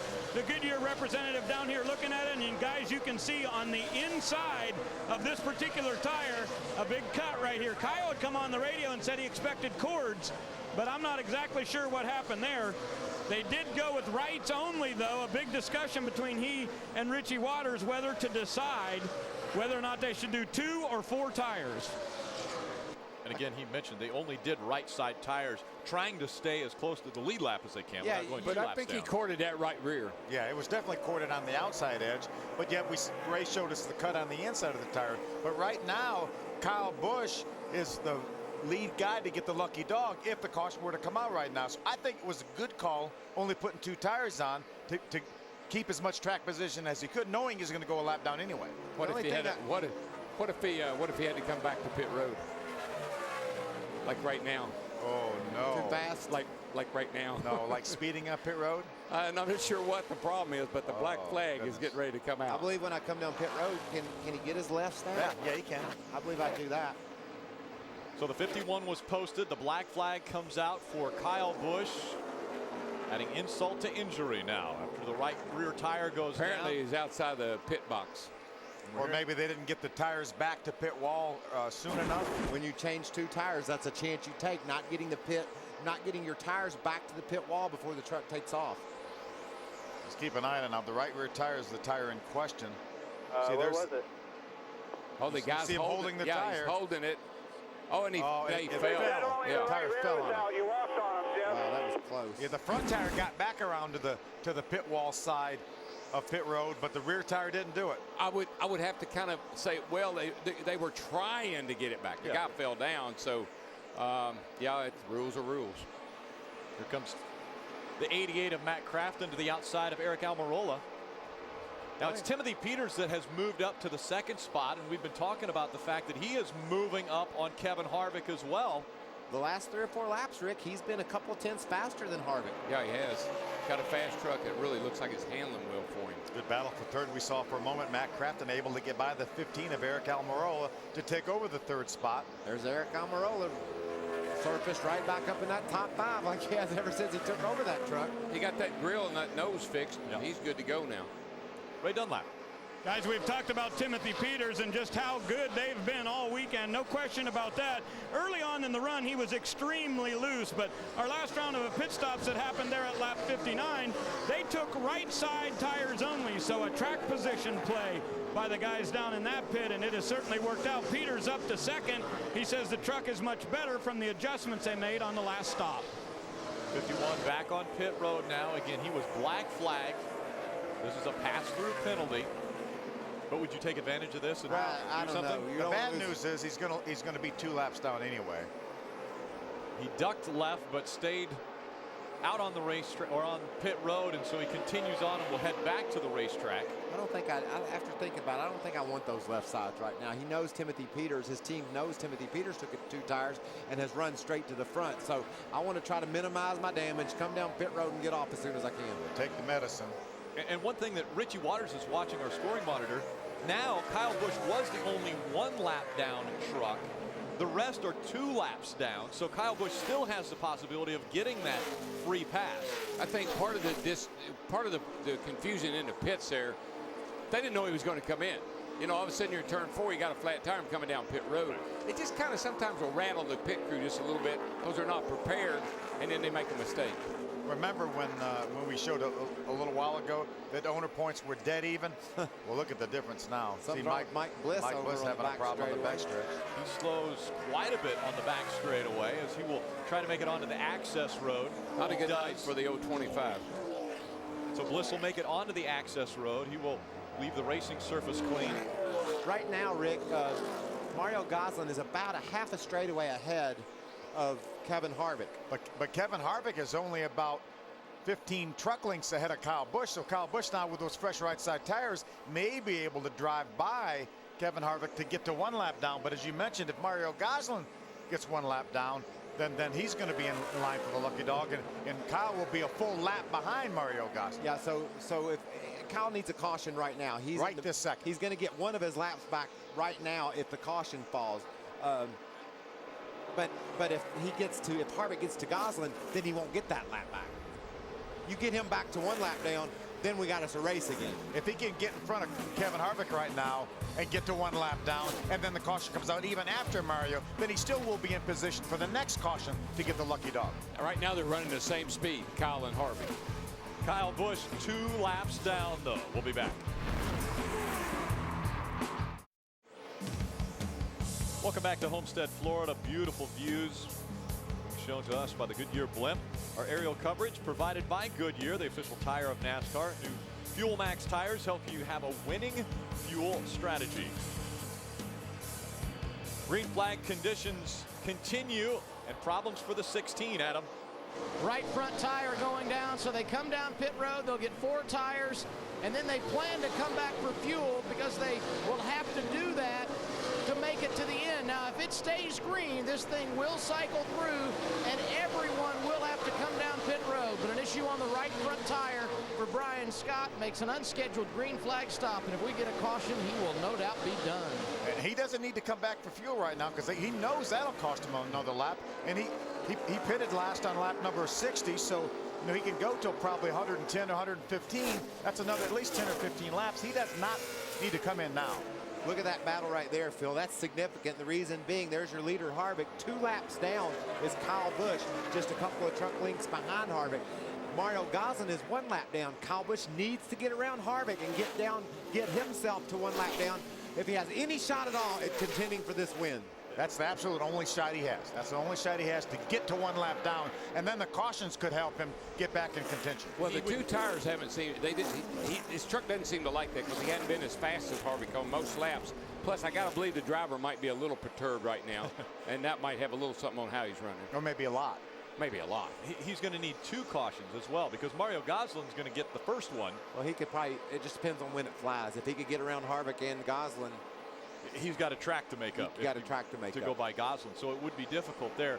Again, the 16 came onto pit road because they had a tire going down. Kevin Harvick now has almost a 4-second lead over Timothy Peters. Matt Crafton runs 3rd. Eric Almirola, Mike Skinner, Ron Hornady, top 6. Then it's Johnny Sauter, Colin Brown, T.J. Bell, and David Starr in the top 10. Here's that battle we talked about for the top 5 in points. Tom Bodon right now comfortably in 4th. Johnny Sauter has that 5th spot. Colin Brown was 25 points behind coming into this race. He gains a spot, but only still 24 points behind. Adam Alexander. And Rick, we just talked about the fact that Brian Scott felt a vibration, came down pit road. They actually did not have a tire going down, but Colin Brown on the racetrack reporting he feels a vibration in that 6 truck, so we'll keep our eye there. Now, all these drivers going to have to pit one more time for fuel. Some guys, though, having to come because they're having tire issues. We'll see if Brown's vibration pans out to be anything. Michael, I'll ask you, you're out here every weekend.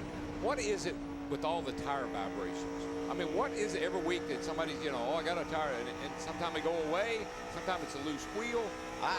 What is it? It seems to be balance in the tires themselves, because you can go from set to set, and one set will shake like you wouldn't believe, but you can't afford to pit because you have the experience to know that it's probably just the tires out of balance. Something went wrong between the time it was mounted and it got on your race car, and that shaking will drive you crazy.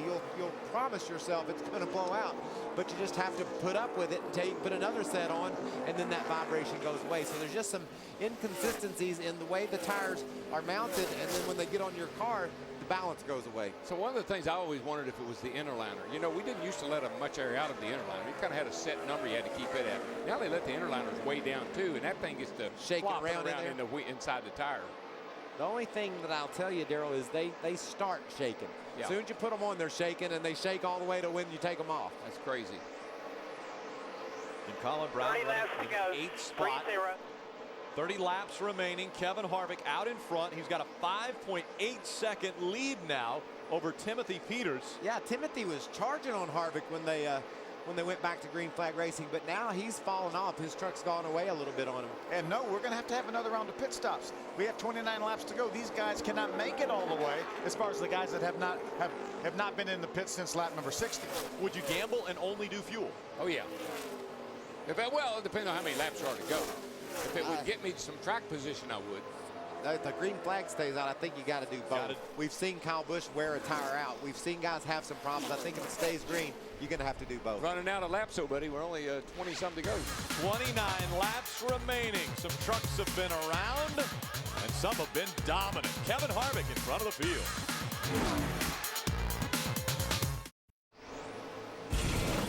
Now NASCAR on Speed is always on with NASCAR on Speed broadband, a free super site for the hardcore fan. Get the best of NASCAR on Speed plus exclusive videos you can't get anywhere else. Log on now to the video section of speedtv.com or NASCAR.com. Still Kevin Harvick out front. Michael, you were talking about, you thought maybe we would need tires and fuel. I think these guys that pitted around lap 60, which was their last scheduled pit stop under that caution, they can go to 115 to 120, and then they're only going to have 15 to 20 laps to go. I think you got to do fuel only. We heard Ernie Cope during our commercial break tell Kevin that the tires look great on his pit stop, so I know that they're thinking about fuel only. Yeah, we heard that radio traffic those guys talk about. Kevin was like me. He said, how's my tires look? And Ernie said they look great. What if the caution flies? We were hearing him talk about some debris. What if the caution flies now? We get tires and fuel. I think you get tires and fuel now. Absolutely. 25 laps to go. We're hearing track is clear. Stacy Compton on pit road now as they put the left side tires on that truck. The guy that needed some tires to get to the finish. I don't think it's just a given that you can get all the way to the end, Phil, without considering some tires, because this will be the longest green flag run we've had, and these guys are just going to throw some gas in. I'm not sure. I mean, you're probably right, but I'm not sure. Every lap that they stay out there is more of a chance they're not going to put tires on.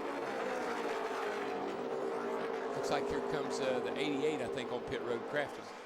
This is starting the regular round, Daryl. Maybe just some gas here for Crafton. Well, we'll get an idea of what these guys are thinking. 6 seconds is all we need. 6 seconds of fuel. That's all they need, so I think that's the plan for most everybody.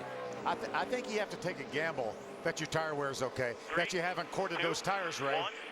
Yeah, and with these rules, Phil, they definitely want to go and do fuel only, but they said take a look at those tires, and Kevin Harvick said the same thing to his crew chief, Ernie Cope. He'll be down the pit road here very shortly. And that's really important for the driver to get on pit road without sliding those tires. You saw Kevin Harvick very aggressive to that pit line, but he did perfect. Didn't skid his tires at all. If you're not going to change them, you darn sure don't want to slide them coming to pit road. Right. And Ernie said, remember, you've got an awful nice cushion on the lead there. They're going to hit it with gasoline. They're going to have to get in a little bit into the second can. A bit of fuel spills. They go to the second can. 2.5 seconds there. Harvick is away. His teammate and our series champion on pit road now in that 33. Here goes our leader by the start-finish line now as Harvick is down on the exit road coming up on the racetrack. I think he may come out in front of Timothy Peters. It's going to be pretty close. And that'll be big, too, because that'll keep him on the lead lap, Ray. And Hornady going with gasoline here, but they're only going to go with the one can. It is completely complete, and Hornady away. That may have been a little bit shorter stop than Harvick's. Only 19 laps of racing remaining. You see Kevin Harvick just in front of that 17. Now, the 17 is your race leader in Timothy Peters. Kevin Harvick now has enough fuel to get to the end. One thing about the 17, at times he's been as fast as Kevin. And right now, if he's got anything left, he might want to try to get up there and get him a lap down if he could. No tires. The call for Kevin Harvick and everyone else that's just come down pit road. Fuel only to get to the end. Timothy Peters, the last one to make that decision.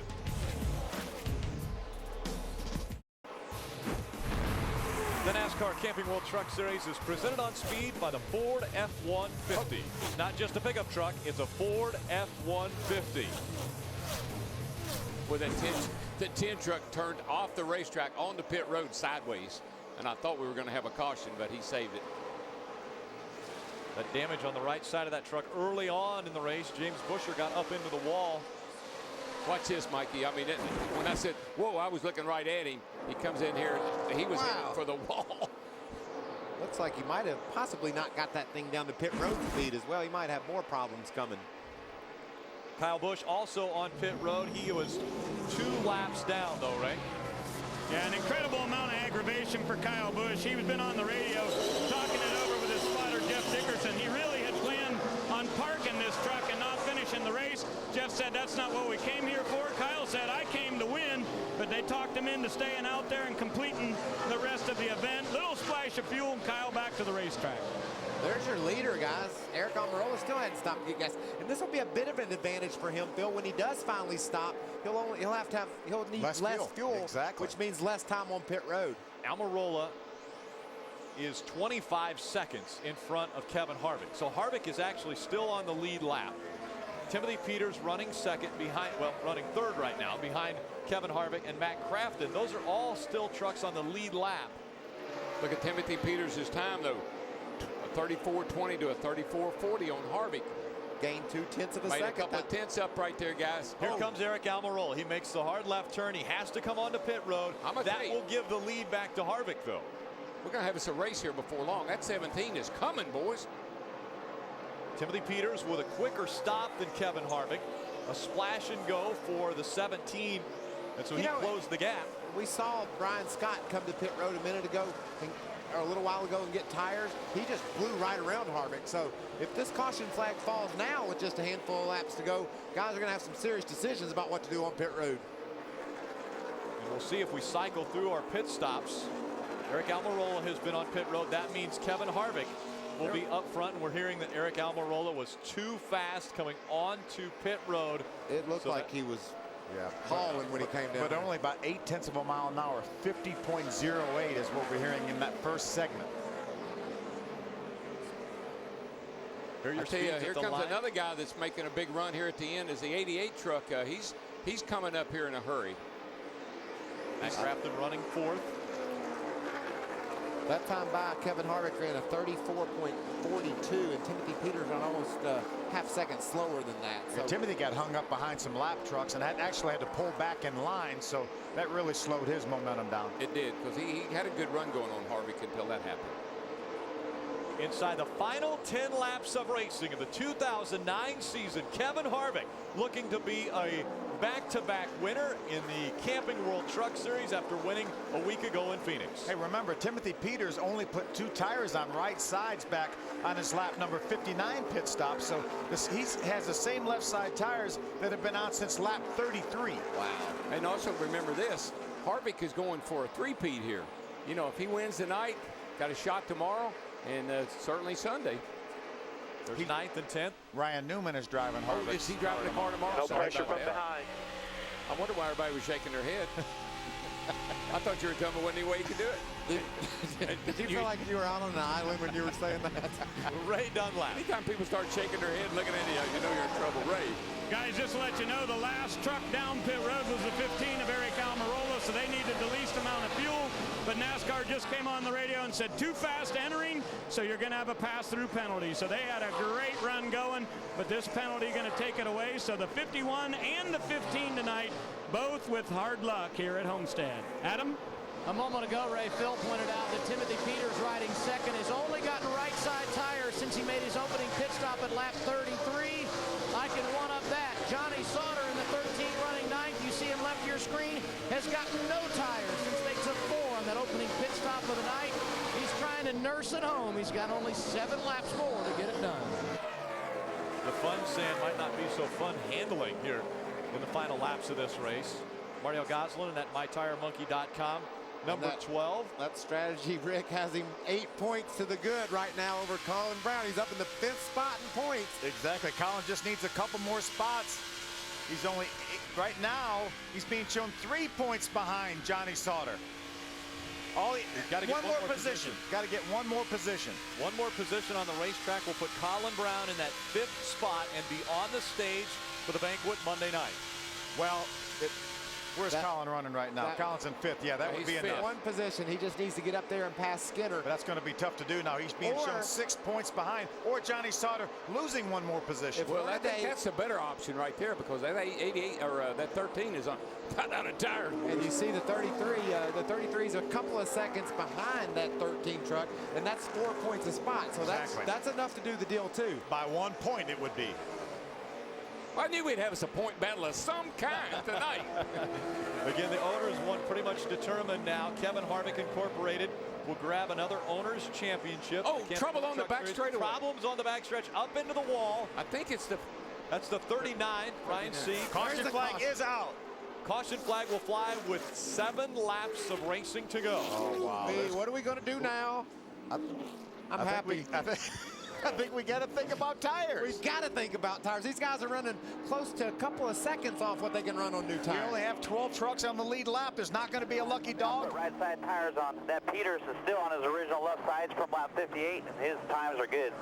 That's Ernie Cook. Remember now, they have enough fuel, so they're not going to need to make 2 stops. Ernie's talking about right side tires. No penalties, guys. You want to know the sickest feeling in the world? When you're Kevin Harvick and you stay out and everybody else comes in. He's not. He's going to come in, though, Darrell. Listen. Yeah, you know what? There is. There's a bunch in between us. Yeah, there's 12 on the lead lap. Okay, 4 tires, guys. Kevin wanted 4. Yeah. Ernie called for 2. Kevin said, isn't there enough trucks between us where we can afford to get 4? So he's going to, the fastest truck is going to get 4 tires. We'll see how that works out track position-wise. Somebody's going to stay out, How did they lose the championship here last year? Yeah, by Johnny Benson not taking tires. Watch this. This is what happened. Yeah, he turned him right there going down the back. Wow. Into the wall he goes.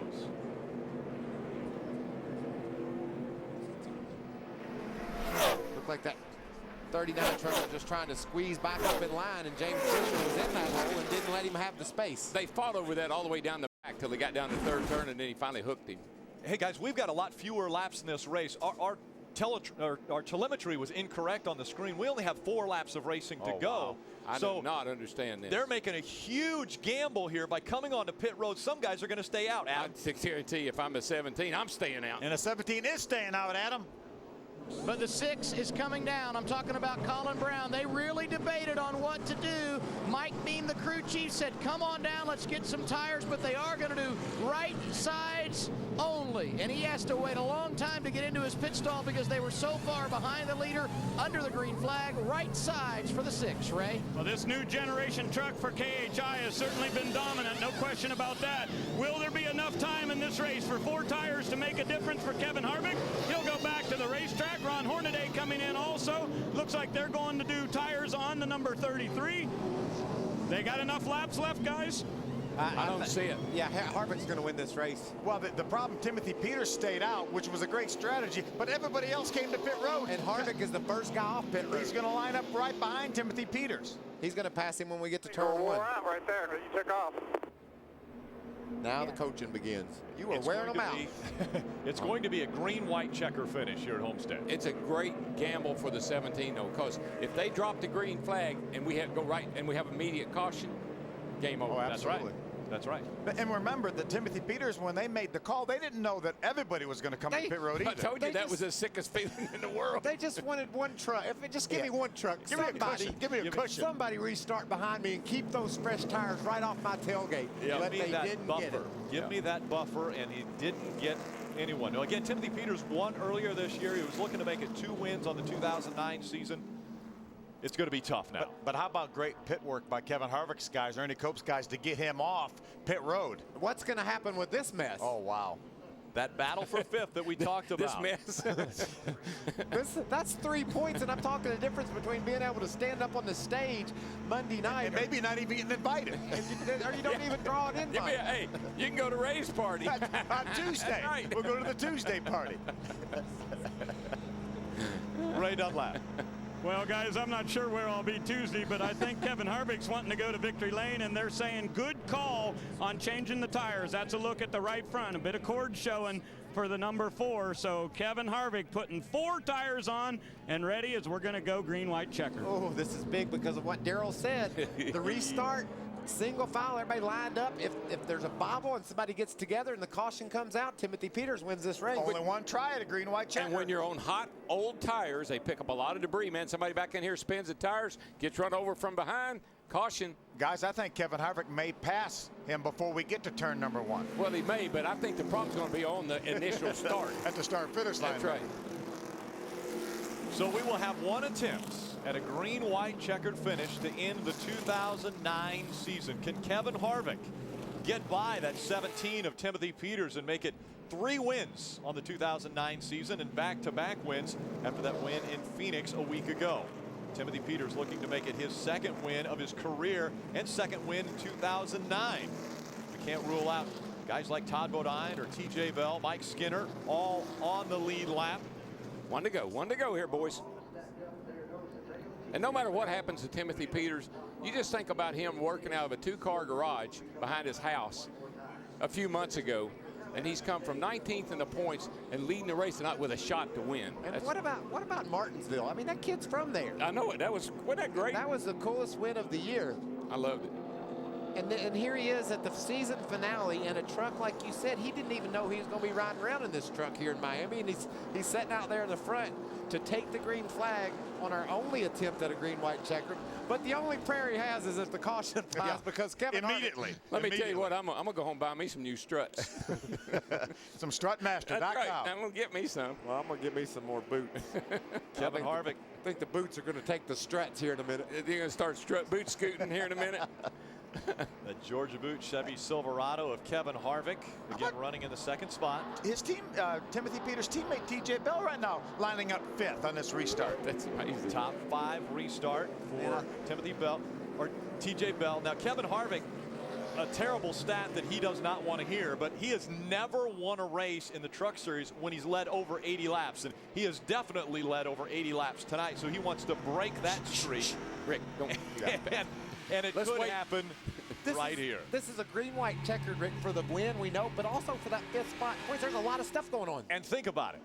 You have 2.5 months until you get back to the racetrack. You want to hang on to this win as long as you can. TJ Bell in the back. Here comes Timothy Peters. Kevin Harvick to the green flag. Will he get by him as they go into turn number 1? Timothy Peters goes high. Kevin Harvick goes down low. Timothy spun the tires at the start, Darrell. You talked about the hot tires. Yeah, I was afraid of that. But I think he might be. Colin Brown needs to get by him. He needs to get those 5 more points. Yeah, this is working out good for Colin.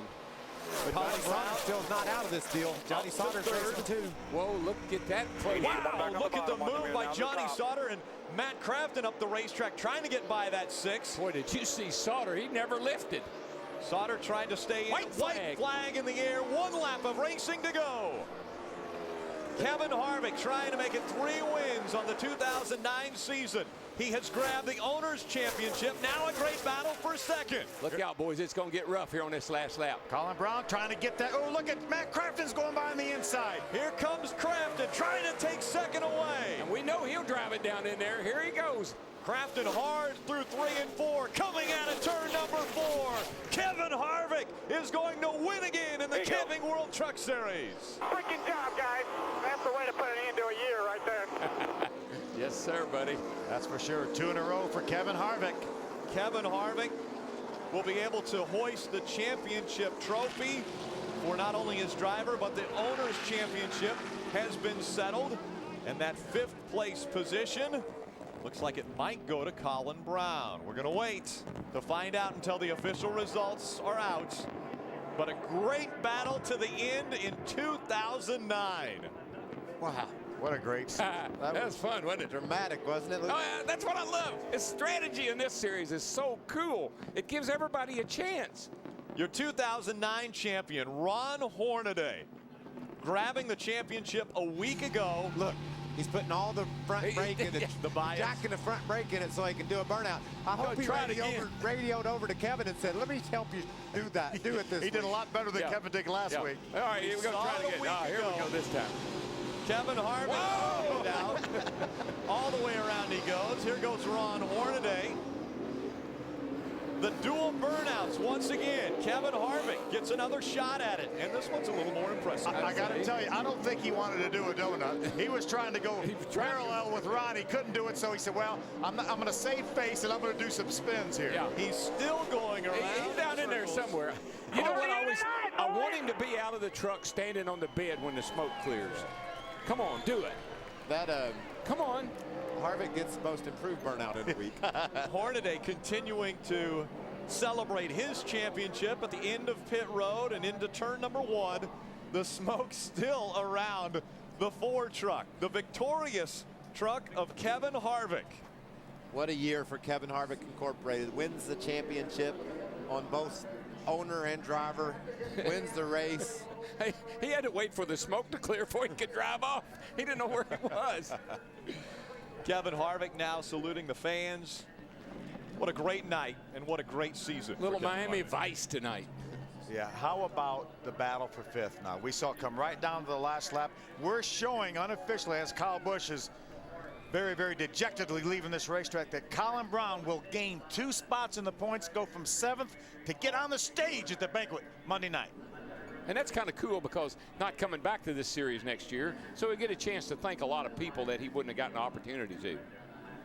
And months ago, Mike Beam said, our goal is to get in the top 5 in points. Months ago, and they finally were able to do it. The weather's fine, y'all. It's just, it's not foggy? No, it's tire smoke. He had to wait. I'm sure he had to wait for it to clear. This is celebration right here that you're seeing as Kevin Harvick makes his way into victory lane. We take a look at the unofficial point standings. Ron Hornady again clinching his championship a week ago. Crafton with an impressive performance tonight as he comes home in 2nd, but he'll be 2nd in the points. Skinner is 3rd, Bodine 4th, and then Colin Brown jumps 2 spots up into that coveted top 5 position. At the bottom of the hour, it will be trackside, and a preview to that, we go to Steve Burns. Thank you very much, Rick. As usual, you guys do a fantastic job with the Camping World Truck Series. Meanwhile, we're down here outside the track of the speed stage getting ready for Trackside Live. And Jeff Hammond, Larry McReynolds, Elliott Sadler with me. Jeff, Kelly Byers is going to be here. He has got to be excited about next season. Oh, he's going to definitely be, because he gets a break of a lifetime driving for Junior Motorsports. Dale Earnhardt Jr., Rick Hendrick. It's real exciting for this young man, what's going to happen for him in 2010. And Bobby Labonte also, big news for next season. Yeah, got a full ride in 2010 with TRG Motorsports. And those guys, I think, have done a well of a job this year. We're under budgeted full season next year with tax slurs on board. Good job for Bobby. And how about a special edition of Trackside tomorrow night at 7:30? The big guy, Mike Helton. Yes, he is. Mr. Mike Helton, the president of NASCAR, is going to join us. And the 2009 Nationwide Series champion, Kyle Busch, will be in the house. And speaking of announcements for 2009, also our 2010, Jamie McMurray will join us tomorrow night as well. Welcome back. The party has just begun. Kevin Harvick is in victory lane. Let's go down to Adam. You talk about doing it in style. Kevin Harvick gets a shower, and it's well-deserved. I think it was said best on the radio. There is going to be a party tonight. You couldn't have written a better script to end this season. Last week, the championship and a victory. Tonight, you make it official, and you're back here in victory lane again. Congratulations. Yeah, I just got to thank everybody at KHI. You know, they built me 2 brand new trucks of a lot of things that we wanted to do.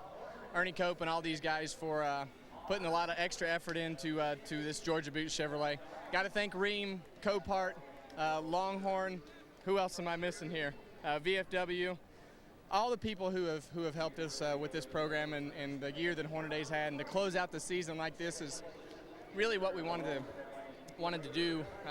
You know, we had to guard against Kyle leading the most laps and winning the race, and we accomplished that with these two trucks. So going to be a lot of change on these two teams over the next month. And Danny Stockman's moving on to be Austin Dillon's crew chief on the 3 trucks. That makes me proud. You know that a lot of these guys are able to move up in their careers. So really looking forward to making these things better than they were this year, and I promise you we will. You were driving away tonight, and then a late caution really made things confusing. Talk about the call to come to pit road. Well, I just wanted to know how many guys were on the lead lap, and then you know, I knew that we had a big cushion with all the lap trucks in between us, so we just put 4 tires on. I knew the 17 was a sitting duck there with 4 tires on our truck. So it was a lot of fun. Just got to thank everybody from Georgia Boot again, Chevrolet, and everybody at KHI for all their hard work. And there's not a whole lot you can say about Hornady. He's a lot of fun to be around. He's meant a lot to me, and to race for championships 3 years in a row says a lot about the team. So we're going to work hard over the off season to make it better. Thank the fans for everything that you guys do for us, and we'll keep racing hard. You guys were expected to win this championship at the beginning of the year by many of the experts. Talk about, though, the way you guys were able to take the bull by the horn and win it so convincingly. Well, I think obviously the middle of the year was really good. I didn't think we started that good. You know, I think that at the end of the year we didn't run as good as we did in the middle of the year with the 33, and I think there was a little bit of lost focus on that particular team with you know, some of the things going on. And you know, the guy behind the wheel makes up for a lot of it. These guys do a great job in the shop, but you know, without Ron Hornady at it, none of us are racing for 3 championships, and he'll race for another one next year. You built something special. Congratulations on another one. Thank you, guys. Thanks everybody from Speed 2 and all you guys do for our sport.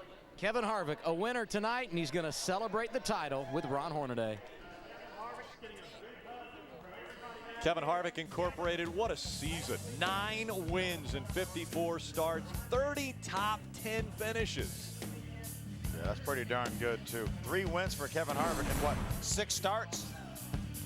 2 championships now for Kevin Harvick Incorporated. Trucks just seem to smoke more than cars do. Things are putting out some smoke. The celebration will continue right here on Speed. Stay with us.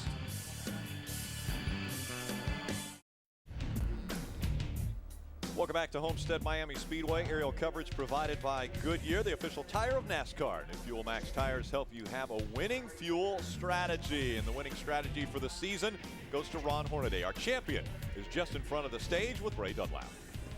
And Ron Hornady getting ready to climb out of this Longhorn Chevrolet. The numbers were official a week ago. Tonight, the celebration begins in earnest. In his 250th start tonight, he gets his 4th championship in the NASCAR Camping World Truck Series. What do you want? Uh-oh, he's asking for the champagne. He says, give it to him. We're trying to cover up here. We've still got official presentations to give you, Ron, but it was official a week ago, but tonight you guys can really begin the celebration. No, it's not. Kevin Delaney has been giving us trucks all year. To win the owners, you got to do that. It's like, I don't know what it is, but it's everything. I mean, you can't just win the drivers because it takes a whole team, and these guys do it all. And you know, like I said, when Kyle comes over here and runs, he just steps up the program, and it just makes us run that much harder, and it just shows we had to come down here and run that hard. But a lot of sponsors to thank, and I definitely got to thank Longhorn tonight and Chevrolet, all the fans. I mean, sticking out with all these guys, and we got Georgia Boots, VFW, you know, Veterans of the Foreign War. I'm so sick, I'm out of breath. I mean, I didn't even want to run the last 10 laps. And Turtle Wax, Miller Welders, Gargoyle, oh, sorry about that, Wiley X, and just a lot of people has been helping me out, especially Indian Motorcycles. And sorry about that, I'm a little sick, but I'll get better. Ron, it really does, though, put you in some very, very elite company. Have you gotten the gravity of what it means to have a 4th championship in NASCAR? It's quite a feat. Well, I appreciate that. If it wasn't for getting us owners, too, it wouldn't have been that good. But to come here and win them both, and you don't think of it when you come down here. You win 4 in a row or 4 championships. You don't think about the owners, but Bush just ran us hard, and we had to go out there and try to beat them. And good night all around for KHI. That's pretty cool. Hold on for just a little bit. We're going to get you up front here. We're going to have the official presentation of the trophy here shortly.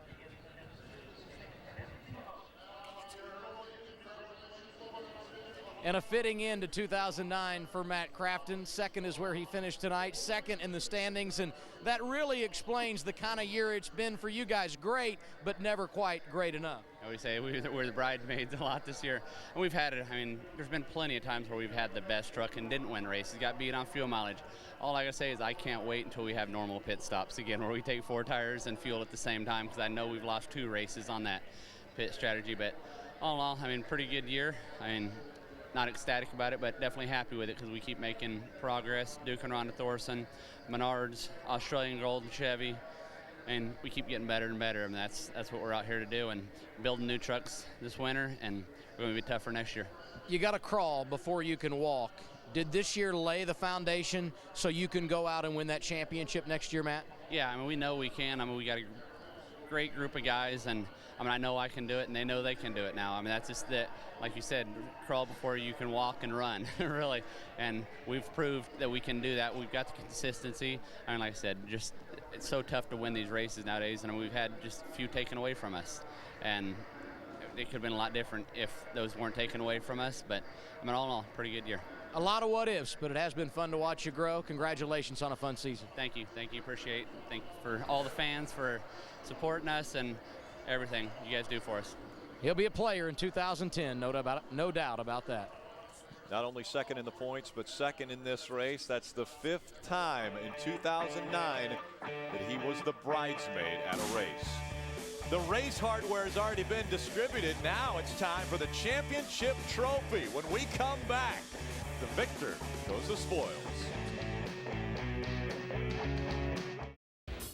A week ago, the championship was won by Ron Hornady, but he had to wait that week and a race to get the trophy. It's time for the presentation. We go back trackside and onto the stage to Ray Dunlap. Well, thank you, Rick. You know, the season goes pretty much from Valentine's Day to Thanksgiving. It's a long year, 25 races, and Ron Hornady gets the spoils right now. It is my pleasure to bring in Mike Helton, who is the president of NASCAR, and he is going to have the official congratulations. Thank you, Ray, and on behalf of everybody, and put that bottle down. On behalf of everybody in NASCAR, congratulations to you, to Rick, to Kevin, to Lena, and everybody at Kevin Harvick Incorporated for a great season. It's great to have you back as our champion. We know you can be a good one because you've been there before, and congratulations on your 4th Camping World Truck Series Championship. Thank you very much, Mike, and I'd like to bring in Marcus Lemonis, who is president and CEO of Camping World. Without what you guys do, we wouldn't be here, and we've got a real nice piece of hardware here. We'd like to have your thoughts. Well, if it wasn't for Kevin Harvick Incorporated and Ron Hornady, I actually wouldn't be standing here today. They introduced me to the sport, they brought me to NASCAR, they brought me to the Truck Series, and I'm proud today to give them the Series Championship one more time. So congratulations to Kevin Harvick Incorporated and Ron Hornady. Thank you very much, Marcus. And Marcus, I think we have one little order of business to do. We've got a presentation not only of the trophy, but maybe a little bit of a bonus. Well, Ron always asks where the extra little gifts are, so on behalf of Camping World's associates and Damon Motor Coach, we'd like to present Ron Hornady with a brand new motorhome. It's over to the right. And we have one lucky fan as well. Are you driving this home for me, Mark? No. Congratulations from Camping World on your brand new motorhome. Congratulations. And it was a season-long promotion. We have the official presentation here. Ron Hornady gets to hold up the hardware. Championship number 4 in his 250th start. Ron, for a photo here, you and Marcus. That is a beautiful trophy. Congratulations. Kevin and Delana are also here on the side. And guys, I know it's an incredible amount of work that you guys put in to make this thing happen. It's a season-long chase, and boy, you guys have really put it to them in 2009. Yeah, I just got to thank everybody on this team and the whole company, KHI in general. They've all done a great job. All of our sponsors for sticking in there with us, and Camping World and NASCAR for making this series what it is. So you guys do a great job with it on TV. We love every minute of it, and we'll be back next year. What's your favorite part of this season, Delana? Standing right here with you. This is a really big testament to everything that everybody at KHI does, and I'm just so proud. While we were getting ready to do the celebration, all the crew guys right here that really helped make it happen had their champagne bottles, and I asked them, do me a favor, don't break them out yet. But guess what? It's official, guys. Let's let the celebration begin.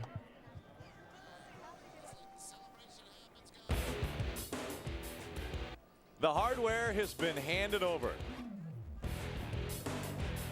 Kevin Harvick with a big smile on his face. Ron Hornady making history once again. 5 wins in a row earlier in the season, now a 4th championship in the Camping World Truck Series. We'll be right back. Welcome back to Homestead, Florida. The celebration will continue not only tonight, but for the whole weekend. The banquet taking place on Monday evening. Take a look at our unofficial results of this race, the Ford 200. Kevin Harvick with another win. This is actually his first win on a racetrack larger than 1 mile. Yeah, how about that? In dominating fashion as well. But Matt Crafton, his 5th second-place finish this year, and Colin Brown did what he needed to do to get in the top 5 in points by finishing 3rd. That last caution actually played into some of these guys' hands, really helped them out a lot. And that Owners Championship that Ron Hornady captured for Kevin Harvick Incorporated, you could tell how big that was to that organization. We knew it was, and you could really see it in Ron's eyes. Such a big accomplishment for Kevin Harvick Incorporated to win that Owners Championship.